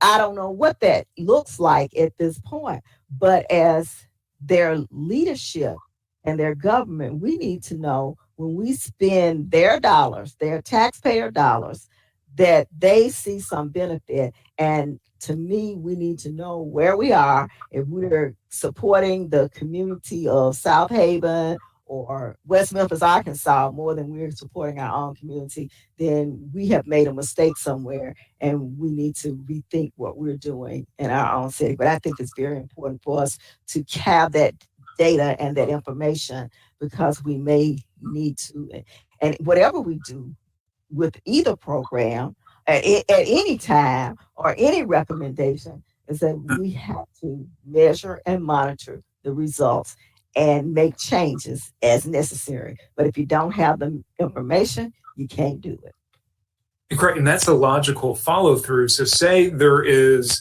the next electric car manufacturing facility, and it comes into the south part of your district, Councilman Robinson, right on the Mississippi border. And just by coincidence, those jobs and the people that are employing them, more of them live in Mississippi than in Memphis and Shelby County, which again is something that the company has no control over. You're talking about clawing back or changing or limiting our process. If it's making changes to the process and that it's not working, that we need to end it or adjust it or make some sort of residency requirement. And again, that's going to be a lightning rod that is going to scare businesses away. And if that's an uncertainty for that car company, they're going to choose not to locate in Memphis. It just depends on where the breaking point is and how tough the competition is between Memphis, Shelby County, and other locations. It might be a factor, it might not, but we should do everything possible to give ourselves a competitive advantage. We just heard that presentation from the Chamber of Commerce. Mm-hmm. And I feel like we accepted some parts of their presentation, we rejected other parts. And so I'm not rejecting them, Councilman Morgan, and you're absolutely correct. But then that gives us some course correction in our community. If we're getting people with more talent somewhere else, we need to change something in our educational system. It may not have an impact on the company. It has an impact on what we do moving forward as a city. And I want to give every business as many possible excuses and reasons to locate to Memphis and Shelby County, as well as citizens. Those employees of that, fictitious car company that are living in South Haven or Olive Branch and then commuting to Memphis, I want to give them every reason to live in our community as well, enjoy the things that we have and that we offer in terms of quality of life and opportunity in Memphis. But not everybody's there. This is a regional economy. We have hundreds of thousands of people that choose to live outside Shelby County, but enjoy the benefits of this area. Let's create a better Memphis. Let's create a better Shelby County and attract them in rather than trying to wrestle and force and make sure that they're almost trapped here in order to receive economic sense. Because I think we're not going to have anything to trap. It's just going to be empty. And that's the point. We're trying to attract new business, and we're going to find we're going to find that there are fewer and fewer people even giving us a look. Okay. So, Councilman Morgan, We don't know whether we'll be able to attract them or not because we haven't been comparing ourselves to other larger cities who have done this work, and we need to do that. And I want to appreciate the fact that you brought up the Memphis Aerotropolis plan. We won a national award for that plan, and we've done nothing with it. And the city council has not ever even adopted it. So that's another conversation on another day. But I appreciate you bringing that forward. And it's a real issue in my district because my border is State Line Road. And I want people to feel comfortable when they come to our city. We want them to spend their dollars in our city. However, there has to be some equity there, and how we measure that. That's why we need some assistance from from the university or wherever we get it to help us bridge that gap. Thank you. If I can address that as that because that's part of mine too, I would just ask hypothetically, Mr. Morgan, if 100% of the jobs were in South Haven, but we are giving all of the tax breaks here, we're not getting any benefit from a job standpoint. How does that help Memphis? That's not true. We get benefit from the development of the property and the increased taxes that come in on property taxes. That's the whole point of a pilot. We never get less. We only get more. But if we have something that says a benefit to cost ratio is less than 1, meaning that it's costing us more than that's benefiting us. So all that I'm saying here is that there could be some where the benefit to cost is less than 1, but that needs to be approved by the elected bodies. I'm not saying we don't do it. I'm just saying we're the ones, because I doubt that anybody recognizes an EDGE board member who approves one like that. But they're going to recognize you. They're going to recognize me. And we need to be able to tell them, this is why this was good for our community. That's all that I'm saying here. I've got bad news for both of these bodies. The more we're involved in the process and there's an opportunity for delay in front of the council, delay in front of the commission, and the risk that a vote will fail, the less likely a business is going to want to do business here in Memphis and Shelby County. It's just a reality. And one of the reasons that you brought up Nashville earlier about TIFs and pilots and why they approve them and we don't, we do approve TIFs. And the vast majority of developed in Nashville are TIFs. And that's why they still approve the economic incentives in Nashville. It's the same incentives we approve here, TIFs and TDZs. But pilots, we have a separate process for, and it's already too slow. The more you put us involved, I'm not as concerned about the transparency and the leaks issue as a chamber. I know it can be an issue early on, but once it gets to EDGE, it's already a public process. What I'm concerned about is the speed. And there's a old saying on Wall Street that money never sleeps. And that's just the way the business and the markets work. And the slower we are, the more we delay, or the more we talk about having moratoriums, the more likely we never even get a shot at businesses we hadn't heard of. Well, Ms. Morgan, I would contend that if we look back and what our jobs process and what our job opportunities were before when these bodies approved it, I would say on many measures, we did better when these bodies approved it versus what we've been doing in the past 10 years.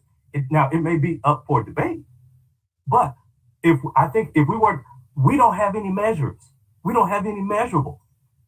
As Ms. Robinson said, let's track it.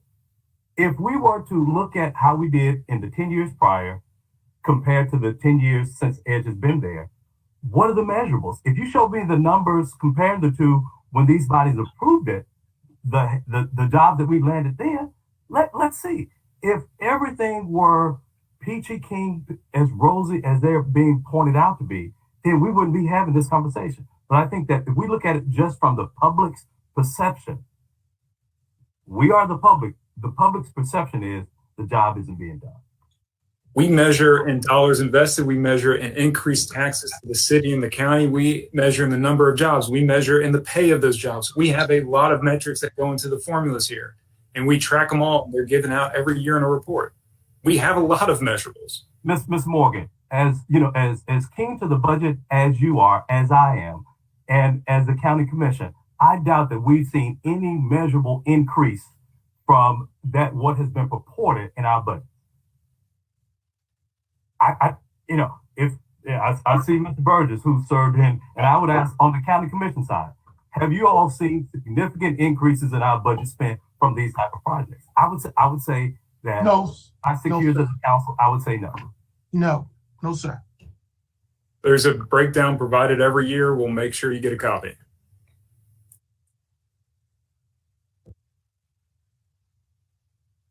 You good, Councilman Morgan? Sir? Are you good? You still got 30 seconds. I am finished speaking, but I think we are hardly good, sir. Yeah, I'm gonna agree with you on that one. Okay, Councilman, remember anybody, you could get back in the queue if you so wish, but we go now to Commissioner Sawyer. You are recognized. Thank you. So I recognize I was going to stay out of this because we're two different bodies and we're going to do what we want to do, it seems like, which was my concern with us having 3 meetings for this long amount of time, but we have had some good information presented. So let's talk about this timeline argument, first of all.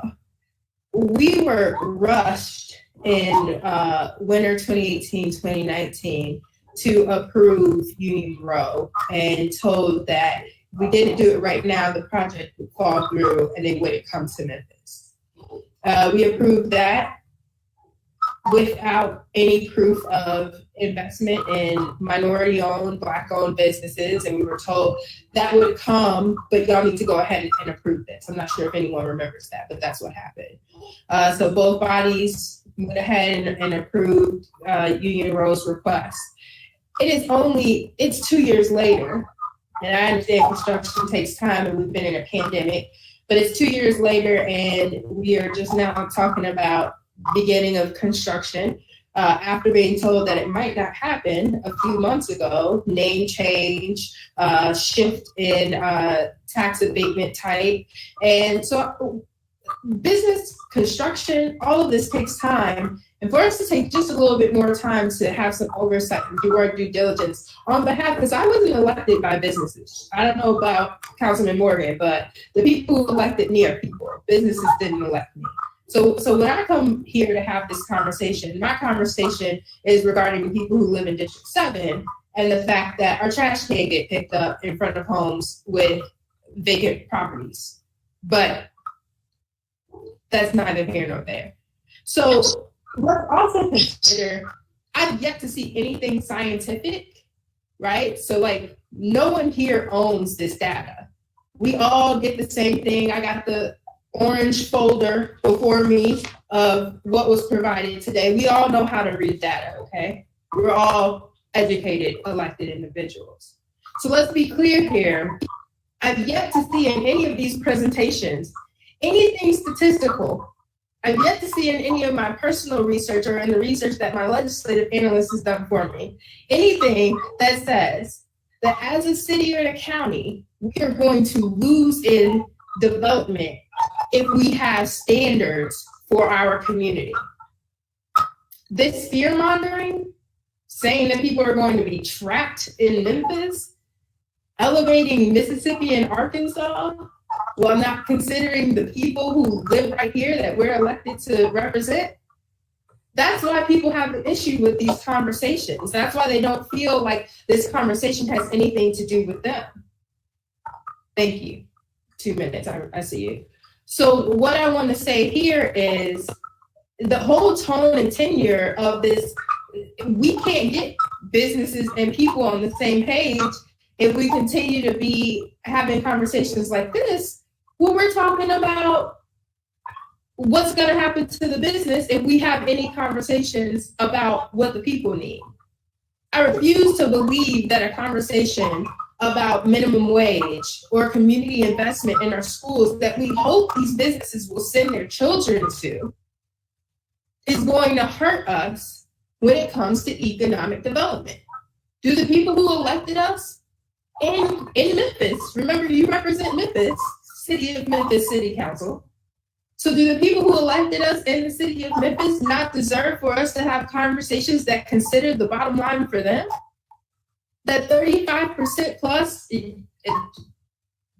make sure that I still got 2 minutes left or a minute left, so try not to interrupt, that the people who are 35% impoverished in this city don't deserve consideration. Trickle down economics hasn't worked since Reagan introduced it into our lexicon when we were toddlers, okay? So if we're gonna get hot and heavy in here, let's get hot and heavy. But you cannot knock that we were trying to include conversations about what's happening. People are starving. People are not getting basic services. Our schools are in shambles. We have a internet desert. We have food deserts. We have transportation deserts.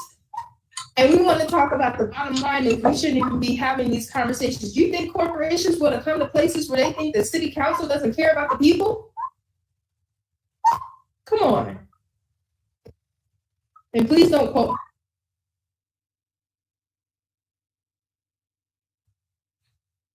Commissioner, you broke up. What was the last part?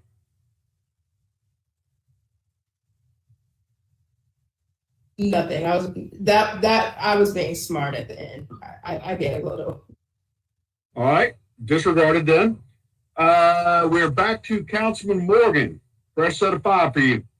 Hopefully I'll just use 30 seconds. I do believe everyone here deeply cares about poverty. And that's the next logical step here when we're talking about businesses. How do you measure poverty? Poverty is measured by the income in a household based on the amount of revenue and income coming in and the number of dependents. That income, that revenue is provided by jobs, which are provided by businesses. So when we talk about why business is important to Memphis economy, it's because it has the ability to lift people out of poverty at a greater rate than anything else in our economy. And if you don't have the jobs, you have greater poverty. If you don't have the businesses, you don't have the jobs. And so when we talk about recruiting businesses to Memphis, it is about the people and trying to elevate them out of poverty and building an economy in Memphis that is spiraling up rather than being stagnant or spiraling down.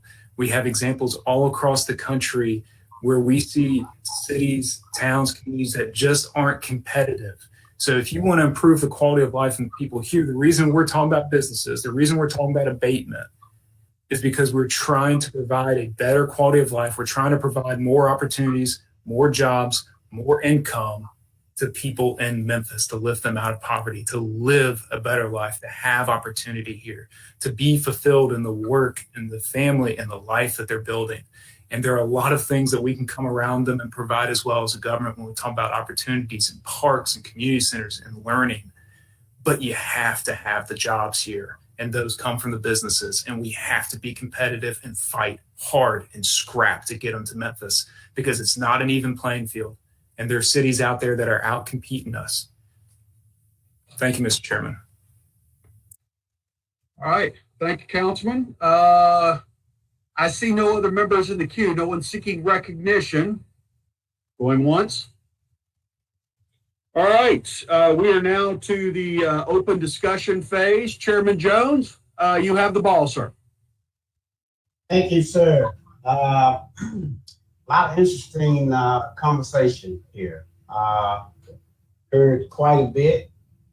And so this part of what we're going to do is just a general discussion, kind of where you think we should be going moving forward collectively, both bodies, and you know, how we get there. So, and I'm looking in the queue, and this is what I want to, because it's been a lot presented, a whole lot presented. So how do we put something in place that measures the conversations that we've had in these two meetings? I don't want us to walk away from here and nothing has occurred. I'm a big proponent of not just going to meetings and nothing going on in the meeting just to find out when the next meeting is going to happen. And so I want something positive to come out of this. And we're still going to be opening this up in general discussion. Next steps. Where do we go from here? And so I want to open the floor up for that conversation, because I don't think we're going to come to a conclusion without studying these proposals that we've been presented with. There may be other ideas. There are other boards out there that do pilots that we haven't heard from. Some next steps, because I don't want to leave this meeting and we don't have something in place as to how do we proceed from this point. We got some presentations on the floor, on the table, and so that's what I want to open this session up for, so that we can see where we go from here. A lot of good information on from the chambers. We've heard from DMC. We've heard from the assessor. We've heard from Edge, and we've heard from each other, and relevant to our respective bodies. So that's what I want this conversation to lead into. Next steps. Where do we go from here? And I don't believe we'll settle anything today. So I'm just going to go into the queue and call you up, and we will move from there. And so, Councilwoman Logan, you have the floor. Yes, sir. Thank you, Chair. It was my understanding that when we initially started this process that we were going to have presentations, and from the presentations, we would go to the next step. They presented information, and then we've responded to the information, and we've offered suggestions and our concepts. Is that information going to be taken back and compiled against what was presented, the questions that were asked, the answers that we gave, the suggestions that were given, and next steps come from that?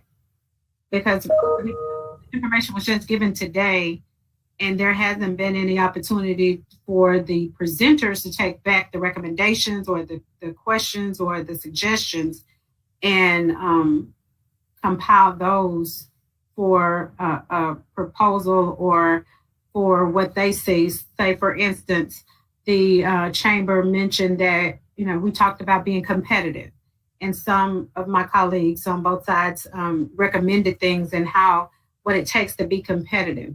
Well, will that yield a certain model that we're looking for? And if so, are they going to take that information and then present back the model that came from the recommendations and suggestions that have been shared today?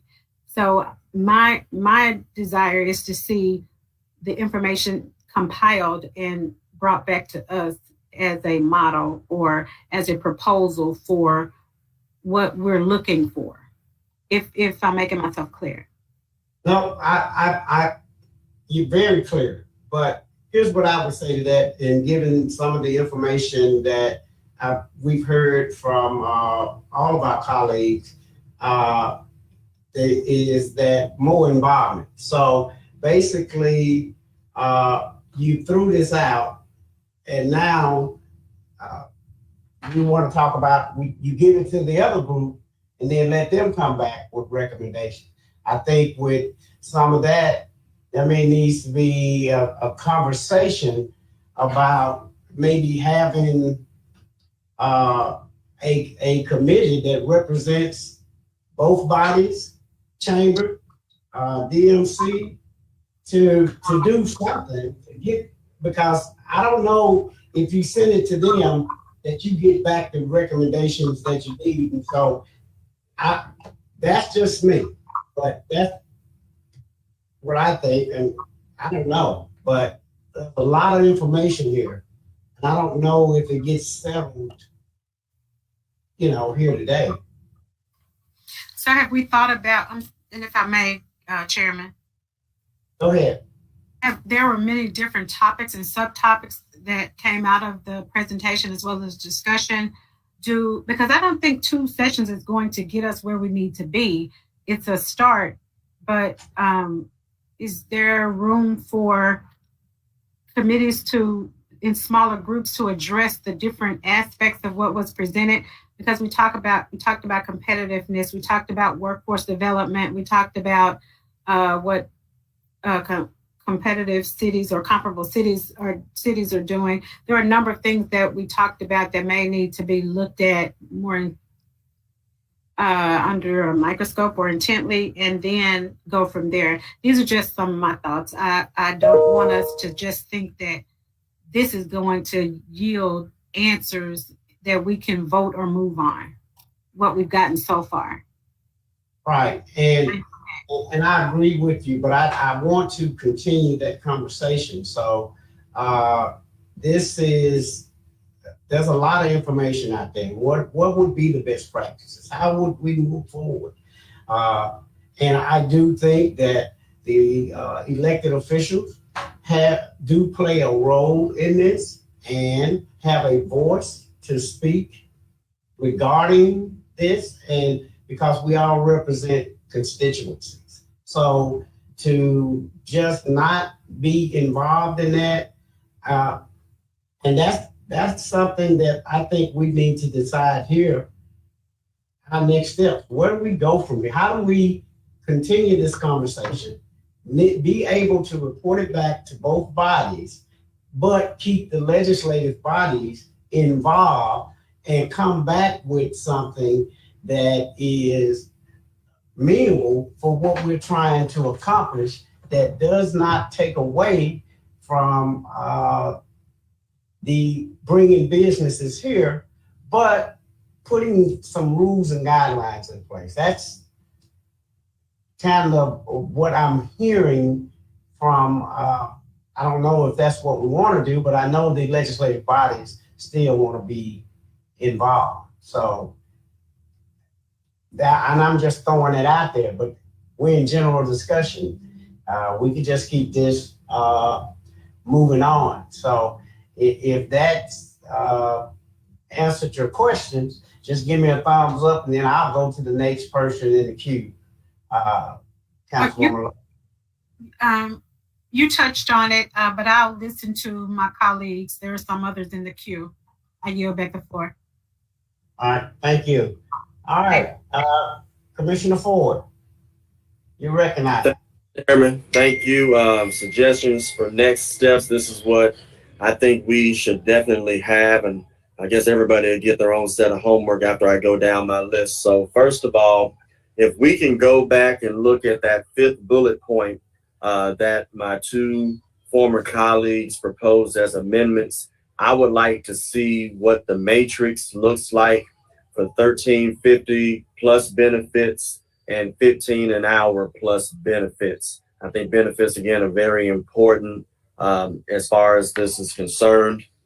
And I would ask both of my former colleagues, when we look at these numbers again, I know that we got different definitions of clawback, but let's determine whether this percent reduction factors in those non-eligible full-time jobs, temporary employees, part-time, etc., when we come back, because I just want to make sure that it's not all commingled, because there could be a substantial effect. That's number 1. Let's see, number 2, and this is for the economic development folks. This is their homework assignment, because I think they have to be involved in this as well, just like several of my colleagues have articulated already. I think transparency and accountability for results is very important and critical. Otherwise, we would be wasting time with these meetings. I don't know if there's an actual strategic plan that has been blessed by the community and local government at this time concerning economic development? If it has, I know many of my colleagues and sometimes me on occasion, we have not seen it done in an actionable way. I think that we need to go ahead and make sure that we have an annual scorecard published so that we can qualify and quantify what's actually going on as far as economic development. And I think we should have these quarterly reviews that come in front of the council and commission so that it can demonstrate the progress or lack thereof against the published plan. So that's the homework for the so-called professionals and experts.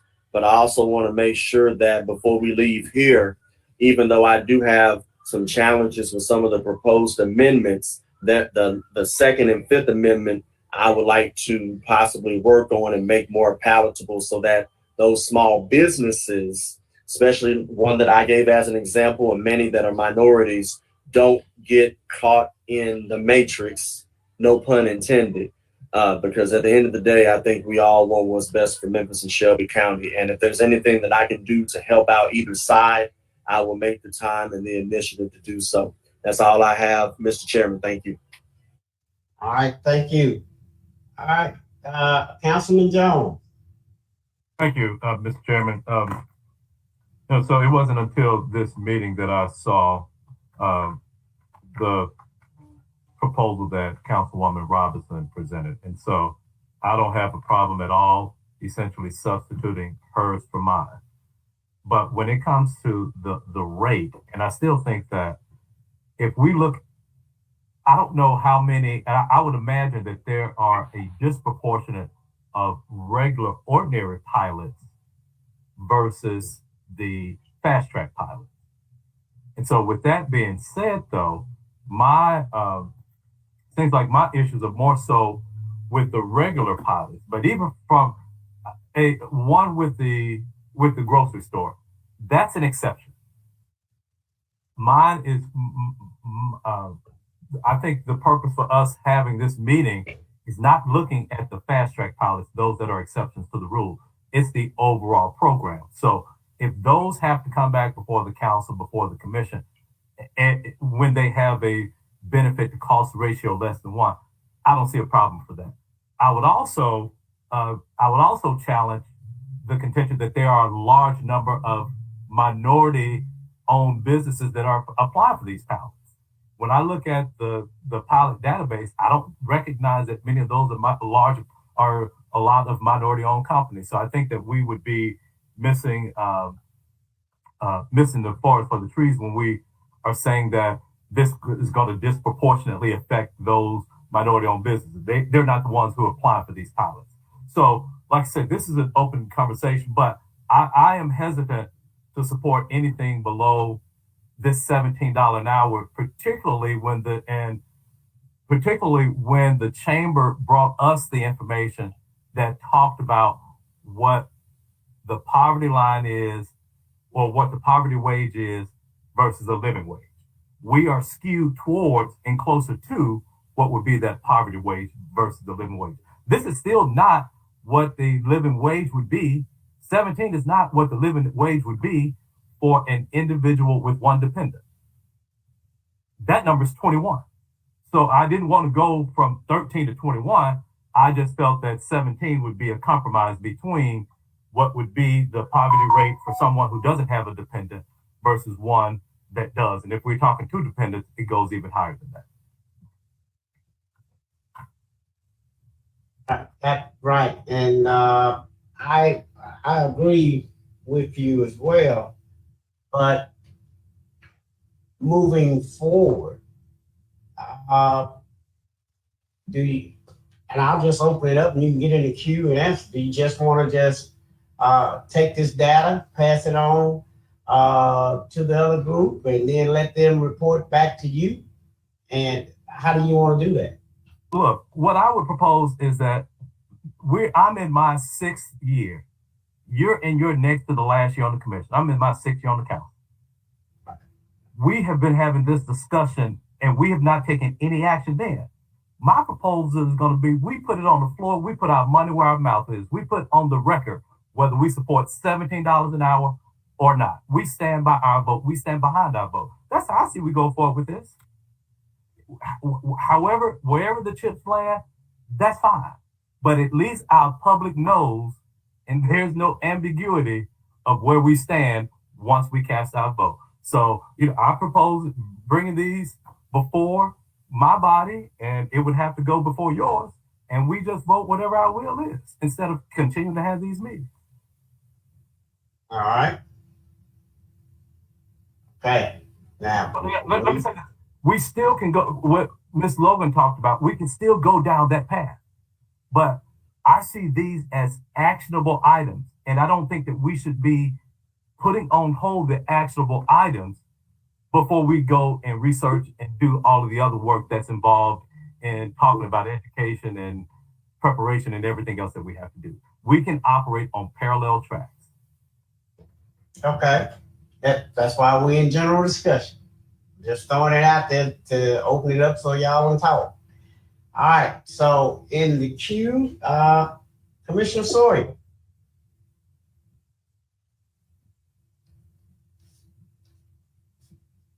Thank you. As far as next steps go, personally, okay, sorry, my network is slow, but as far as next steps go, personally, I think we need to do exactly what Councilman Jones says.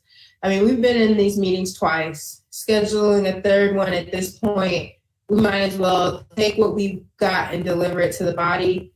The same people have been talking, so we know those of us for things or against things or whatever, where folks fall. But I mean, the majority of our colleagues aren't really talking here. And I think that's because there's really no joint action coming out of this. It's been informational, a lot of good conversations and information, but take it to the bodies at this point. And I agree with Councilman Jones. Let the vote show where we stand. Do we support a minimum wage standard? Do we support changes in pilots? I mean, put it on the floor. I think that's the next step. If you've got a resolution, put it on the floor.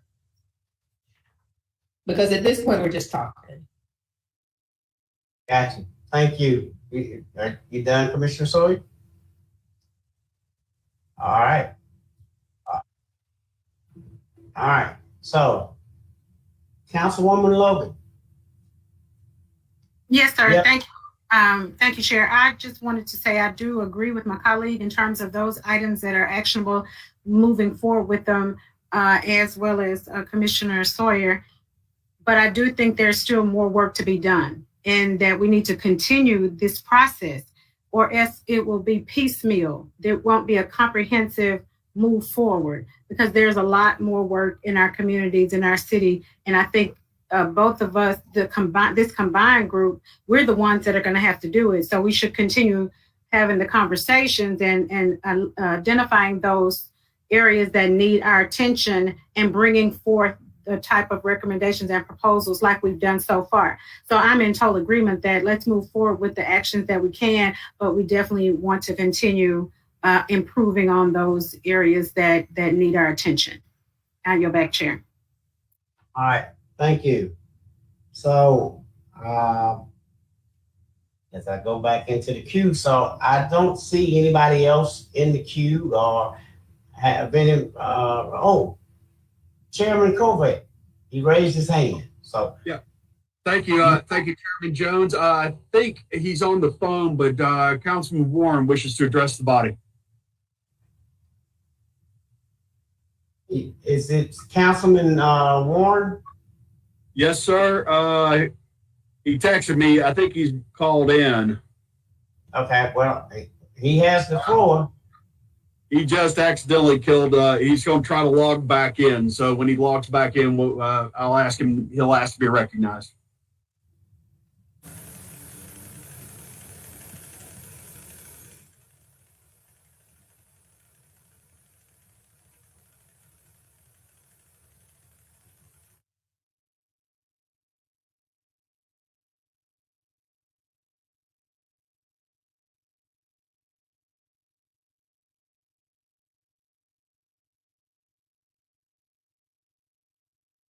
Is there anyone else in the queue?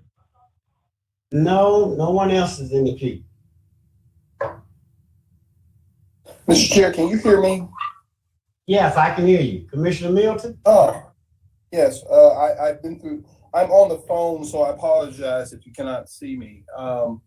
Let me state if I have the floor. You have the floor. Thank you, sir. I want to commend my colleagues, especially the passion that I'm hearing here. I've been taking much of this, trying to absorb much of this information, and we've gotten quite a bit.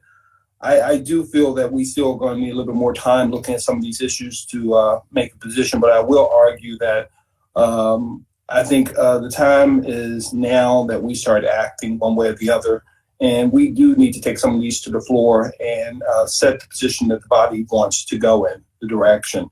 And I would be supportive of the vote on some of these issues. Some I agree with, some I don't. But I do believe that inaction has been what we've been having for too long. It's time to have some form of action, and I'm fully in support of that. And let the chips fall where they may, I think one of my commissioners said. Thank you, Mr. Chair. All right, thank you. Is Dr. Warren on now? Mr. Chairman, Dr. Warren was on a call, but the call dropped and he said, go ahead on. He doesn't know that he can log back in. Okay. All right. Anyone else wanting to speak in this general discussion session? Now is the time. I don't see anybody else in the queue. And then we're just going to go with what we have on the floor. So basically,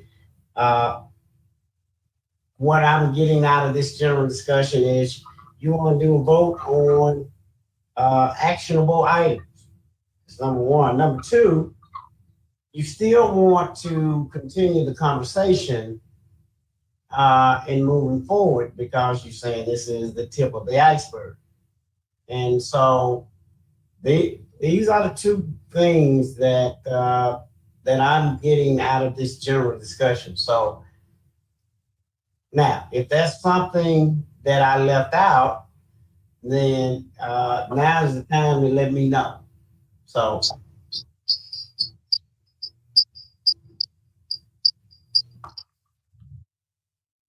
all right, and so now not hearing anything, I'm gonna go to Chairman Covet and let him have some remarks in this general discussion. And then once he's done, if nobody else gets in the queue, then we should decide on these two items that we put out there today. Chairman Covet, you have the floor. Just make sure I heard everybody correctly that two very informational meetings, some disagreements in there, that proposals will be brought to both bodies, and of course they'll go through the committee system and the voting then. I mean, Chairman Jones, is that pretty much it? Yeah, but they will continual conversations. They pretty much said this is sort of the tip of the iceberg, but the actionable items that they put before us, that each body should vote on them, but and for it not to end there and have continual conversations regarding this. Okay. Just a thought of advice, and I'm looking at Councilman Jones. You know, more conversations, because it really seemed like you and Councilor Logan, Commissioner Sawyer really have a very big interest, and y'all ought to meet with Edge and continue your conversations with them before you bring things to the bodies to vote. But at this juncture, I would look forward to hearing an actual proposal in committee with, again, more feedback from all the colleagues, because I'm kind of like you guys. I've only heard from a few of us. So let's get something on the floor on our respective legislative days and proceed from there. I'm good with that. But I do think that the message has been clear. It's an actionable item.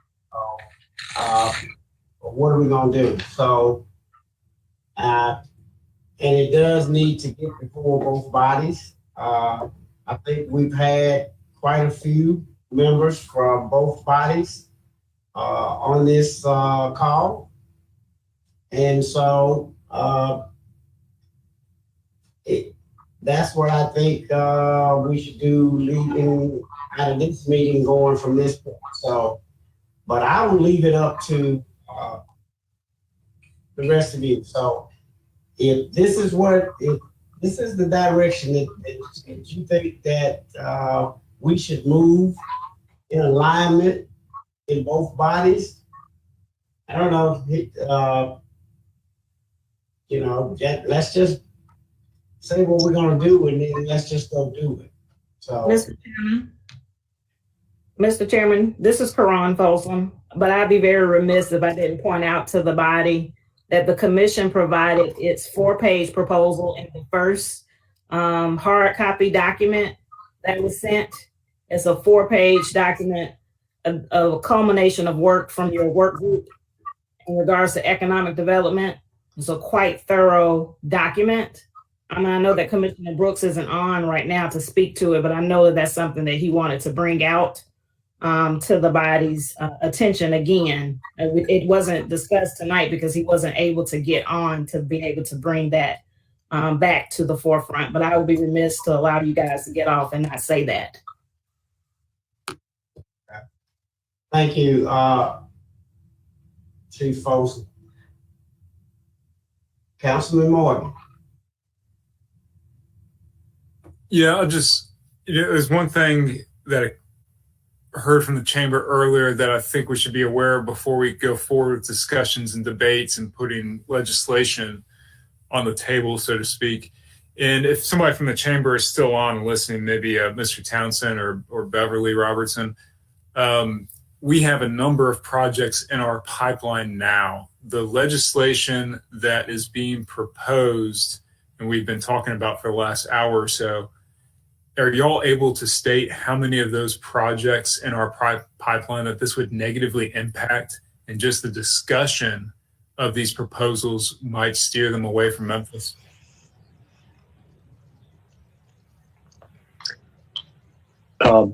Yes, Councilman Morgan, this is Ted Townsend. I'm still on. We've already had concerns expressed to us from site selection consultants as well as the companies about any impending changes that are substantive and material. Uncertainty just creates a lot of angst, and it's a part of that risk mitigation that we talked about. So I am uncertain as to how many would be impacted. My guess would be the majority of them, just because they won't know for a time period what the final result would be. And some of these are very close to making a decision. So I think we would stand a chance to lose some. Okay. And that's what I expected. And it doesn't mean that there should never be a conversation. It doesn't mean that these aren't worth debating in front of all of us, but we need to have our eyes wide open and be very sober about the reality that these conversations have and the ripple effects into recruitment and the economy in Memphis. I'm in favor of raising the minimum wage nationally, doing it gradually, easing it into the economy. But I also say that with the full acknowledgement that as minimum wage goes up, joblessness will go up as well. That's what every major economist agrees on. But the value of doing that outweighs the negative economic impact. And here we're going to be having discussions that are going to provide no value to the city of Memphis in terms of recruitment and getting businesses here, and will have a negative economic impact. So we need to be very aware of what exactly we're entering into when we talk about putting legislation on the table. So that's I wanted to make that point clear and make sure there's a full understanding from both bodies. I disagree with a lot of the conversation we've had and where it's going. We're going to keep having debate on it, it sounds like, but there will be impact from that debate. Okay, and Councilman Morgan, you done with your? Okay. Thank you, Mr. Chairman. Mr. Chairman, this is Ted Townsend again. Let me offer this at least, hopefully, and not as a stall tactic or anything else. This is really a sincere hope that at the chamber we can share the dashboard that we've worked really hard to prepare and develop a process to refine our incentives together. We may come to some of these decision points, but I'd love for us to make a decision where we at least have a chance to share all of this detail with these legislative bodies. We have so many strong models that we can share with you that I think will provide some even more information about where we go from a policy perspective moving forward. We can lead that process. We'd be happy to partner with all of our other stakeholders in the community and as you as well. But we could provide best practices if it's something that both legislative bodies would be willing to hear at some point in the future. All right, thank you, Mr. Townsend. So before I go to you, Commissioner Story, and because Councilman Morgan was on the call, that was a question for him. And Chairman Covett, I'll let you ask your question, and then we'll go back to the queue and lead it back off with Commissioner Story. Thank you, Mr. Chairman. With just kind of an idea where you were going with it, I agree that we don't want to spook anyone that is looking to relocate their business here. We don't want to spook or be kicked out of consideration. Perhaps, I don't know, a blue ribbon committee that meets with the chamber and reports back to both bodies that has some kind of I don't know, from all the members that I see that are very interested, to engage them with the chamber going forward, because it sounds like, we might ready, fire, aim this thing if we're not careful. Am I kind of on the right track, perhaps? Are you perhaps envisioning that? I think we're already there on ready, fire, aim, maybe going past that point. It depends. You'd have to go business by business that's in the pipeline and talk to them about breaking points, which, we won't be able to do. That's why it's just it's a absolute minefield trying to navigate this conversation without doing damage to business recruitment. So we should do it carefully. And putting legislation on the table that's been proposed, I don't think would be a wise action. So any step away from that direction, I would prefer. I don't know if that's the will of the body. Any council member or commissioner, I'm sure, is welcome to propose and sponsor this at their body, and that's not the control of other council members. But I just want everybody to be very cognizant of what those consequences are. It doesn't stay just in the committee rooms and in the debate. It echoes out from those chambers and into the economy. It has real impact. So that was the purpose of conversation. Unless we do it about turn in a 180, I think almost any direction could have consequences, whether we know it or not. All right, because I just realized in asking that question, kind of thinking maybe where you were driving it, I just realized we don't have either mayor on this call. And obviously they would want to weigh in onto the question, not necessarily the legislative piece of it, but I'm sure they want to have a position on it. That's all my questions for Councilman Morgan. Thank you, Chairman Jones. Thank you, Chairman. Commissioner Sawyer.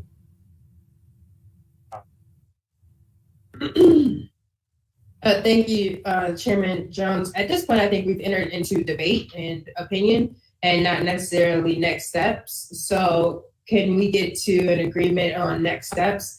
Because just like that very loaded question was just asked, I would love to hear Mr. Townsend share exactly what percentage of the pending people have pending projects have reached out or said that they would pull because of conversations or potential changes. I'm also sure that many of us being experienced, some more than others, but we all have experience as elected officials. And so I'm also pretty sure that we know how to date our resolutions so that they don't impact things that are currently in the pipeline. Anything that I would put on the floor would be for future deals or recruitment efforts. But once again, just like we are ultimately hearing over and over again that we are concerned about what businesses will do, I've yet to hear what are concerned about people. We have a year, this is May 2021. So we have a year and a half left as a body, as a body for commissioners, and I guess 2 years left for the city council. That's not a lot of time. So for me, another committee when we already have appointees who serve on these bodies for us, I think we all know where we stand. Once again, my belief is what Councilman Jones said, let's take it to a vote. We either do something or we don't. We either listen to one rhetoric or we listen to other. That's the beauty of the democracy. But at this point, we're just throwing back and forth our own beliefs, because I know several economists who are nationally and globally recognized who believe that we should raise our pay rates to a living wage. They might not be on Fox News, though. All right, thank you. Councilman Jones, you have the floor. Thank you. Quickly, can someone grant me screen sharing capability?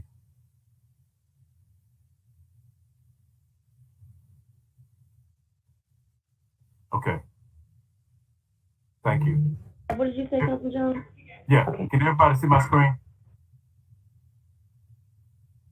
So what this is a spreadsheet that I put together of the various pilot projects from, I think, 2017 through 2020.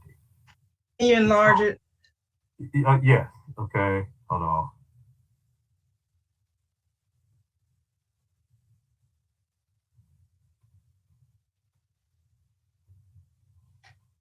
Can you see it? Is that better? There might be a plus thing on your screen where you may be able to. It's much better. Okay. So these are the various pilot projects. So my proposal, this column here, wait.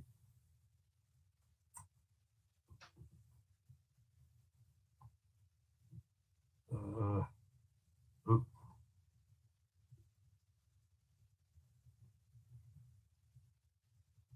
Okay.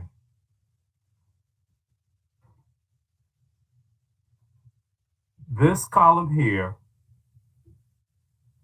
is the benefit to cost, but this column here is talking about how many jobs paid less than $40,000. This proposal here, would not have any effect whatsoever on these past deals. If any more come looking like this, it would have no effect on them because none of these employers paid less than $40,000, which would be the equivalent of $20 an hour. So I would contend that if, and going back, Mr. Townsend, if none of these employers were coming in paying less than $17 an hour, this would have an immaterial outcome on that. If we put this on the table, vote on it, whether we voted up or whether we voted down, that eliminates all of the uncertainty. The longer that we drag this out based upon having discussions, based upon having meetings, that's where the uncertainty lies. But when we look at this project here, Cognate, projected investment, $200 million, UPS, $200 million. They didn't pay less than $17 an hour. They would not be affected on this. So the question would be, how many of those proposed jobs that are on the table are less than 17? Yes, they would be affected by it. But if they're above that, then it would be meaningless to them. Thank you. All right. Mr. Townsend, you want to respond to that?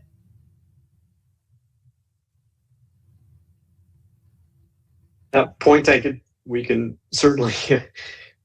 It's up to the body. Obviously, I'm respectful of the process. I'm just asking that we be allowed the opportunity to share the economic competitiveness information from Brookings and see how that might reshape or reform this whole dialogue. But it's certainly up to you all. All right. Thank you, Ms. Townsend. Commissioner Whaley. Thank you, Chairman Jones. A couple of just quick questions. One is to kind of along the lines of what Councilman Jones just presented. How many of those projects have a cost or benefit to cost ratio under 1? Do we know that? Mr. Townsend, do you know that? In other words, it's costing us more than we're the anticipated benefit. Are you talking about the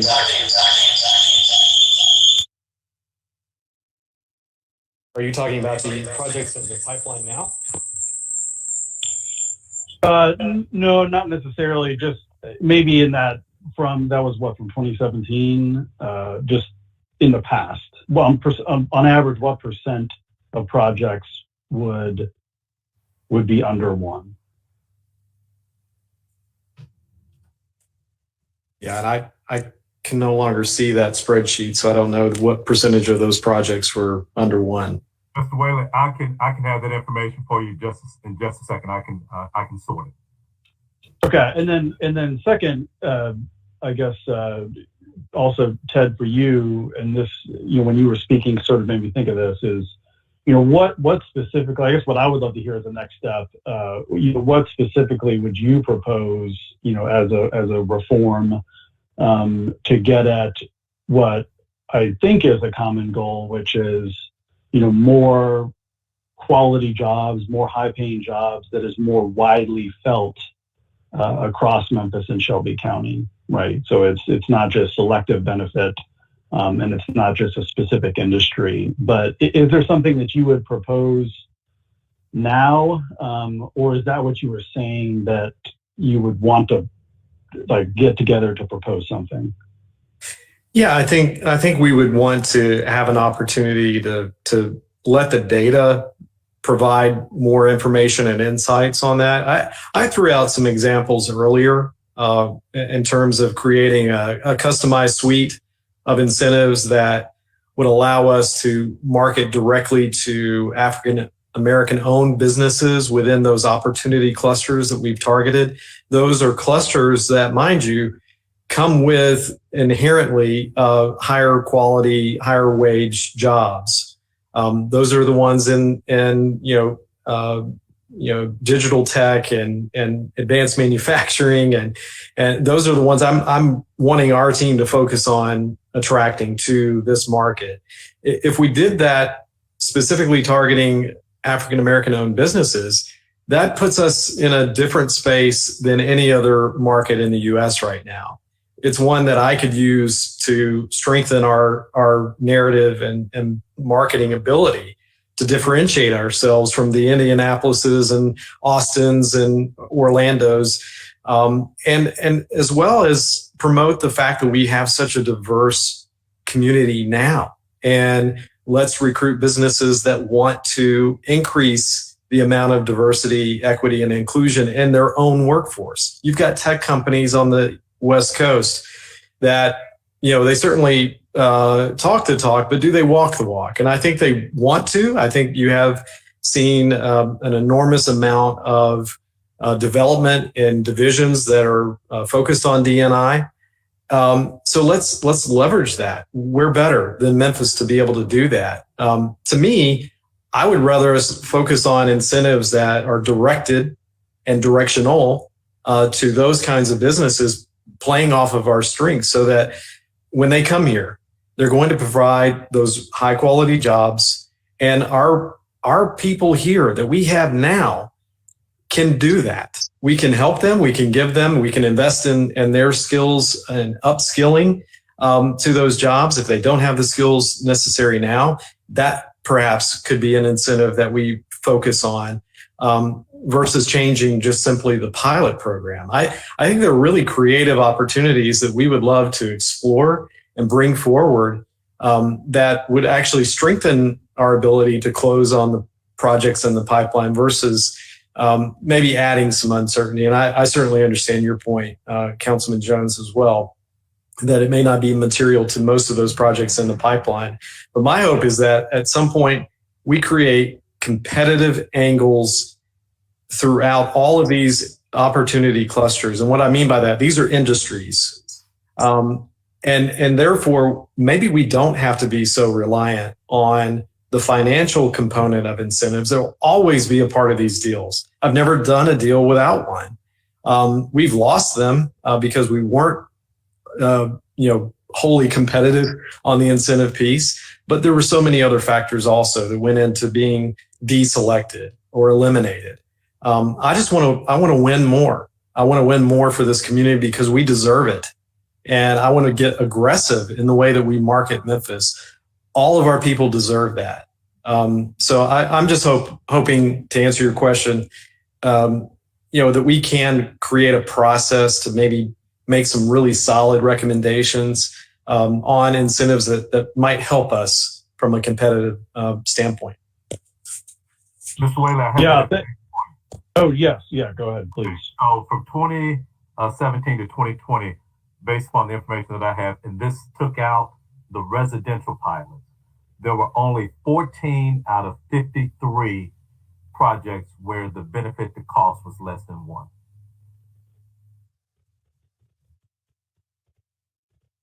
Okay, thank you for that. Thank you, Ted, for that.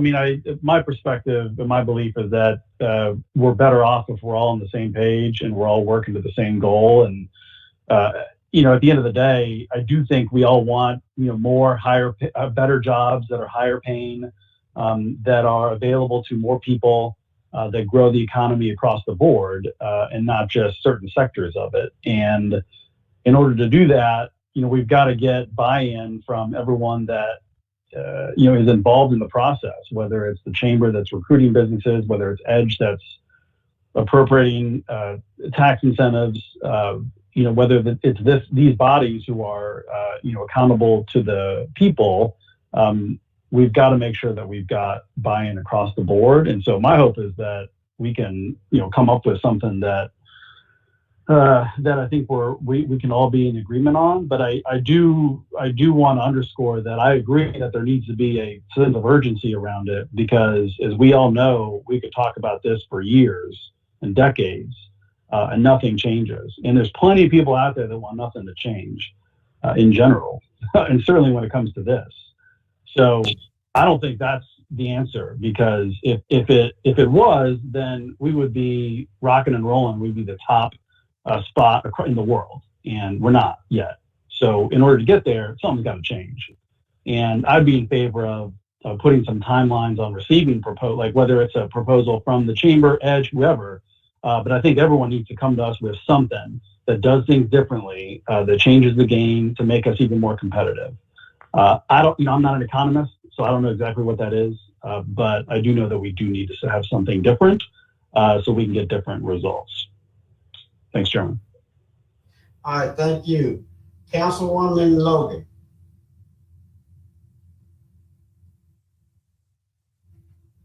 I noted a retraction.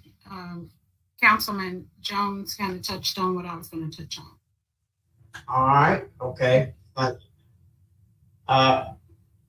Councilwoman Robinson. Thank you. I believe today and our last meeting that the chamber the Edge board, the Edge staff, everyone has heard our desires. They've seen the information that we brought to the table, that we give them an opportunity to come back and say, these are the changes we can make, and it will be beneficial for our community. We don't have all the accurate data. We don't have all the relevant data based on all the conversations that we have, and we need to get that before we move forward. And we need to put a timeline on it so that we can move as expeditiously as we can with the information that we need to make decisions. I agree with Commissioner Whaley that we need to allow them to come back and share with us based on, they can review, I'm sure they take these, review what we have said, looked at the information that we presented, and come back and say, these are the changes that we think would make our program more robust, and that we will be able to offer more economic development incentives that will make our city a more desirable place for someone to come. And I do believe that whoever's already on the list, it will not be impacted by what we're doing currently. Thank you. All right. So I don't see anybody else in the queue. And so there have been three things that have come out of this. Vote on actionable items, continued conversation, and then finally, information given back to these bodies and boards to bring back to us with changes. And that's kind of where we are. So as we leave this meeting and move forward, and I would have to say, and thanks, Councilman Jones, you brought information, and that, quite frankly, wasn't refuted, but having just a little bit more information on all of the stuff that we have asked of these boards and getting a total picture and package of changes coming back. This is just me. I think would be better because, and when it does come back, at least we can do what you want on these actionable items. But you know, it's got to go back to different our boards. But I thought I heard somebody say that we should be working collectively in alignment, and I agree with that. So before we close this out, I just want to make sure the direction that we want to engage in aligning both sides of government. So, and I've already said, vote on actionable items that were already submitted, or the information that we have discussed, send it back to the chamber, send it back to Edge, and let them give us changes based off of what we asked for. So that's just something that, you know, we need to decide moving forward from this point. And before I go to the board and do anything, and I want to see if Chairman Corvette, if he has any input, given everything that we've heard.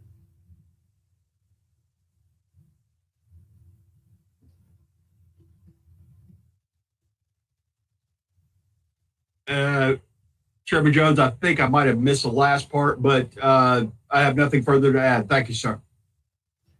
All right. So I guess we just need to come out with next steps.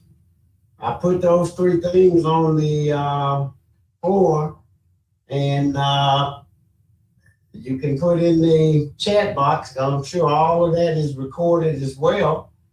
You know, where you stand on this. You know, if you want the actionable items, you want it to go back to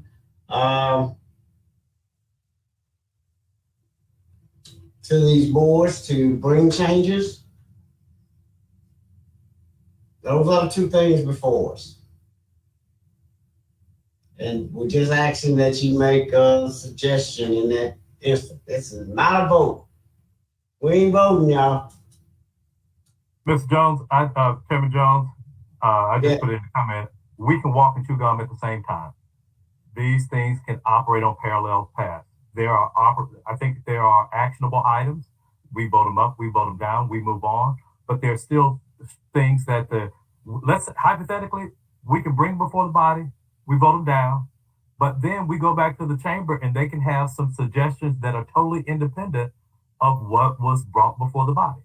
So I don't think that there has to be a sequence to these things. I think that we can, like I said, bring it before the body. We stand behind however we vote. All right. So this is an ongoing discussion. Even after these, I would feel that even after these, we take action on these items, there still would be discussions that need to be had. The suggestions that Mr. Townsend provided, outstanding, I believe. But I don't think that we need to wait until we get those before we say that, hey, people that apply for incentives need to pay $17 an hour. Gotcha. All right. So I see that. So I think we both have heard what it is that both bodies should be doing. My only issue and concern is that we're doing this unilaterally. And that's my concern. So, because absent one doing it, one body doing it and the other, and, that's my concern. So you say unilaterally, anything that we have to do though, because this is it would have to be joint. Right. That's the point I'm making. But Mr. Jones, Chairman Jones, we're the ones who delegated our authority to begin with. I do not disagree with you on that. I do not disagree with you on that one. Yeah.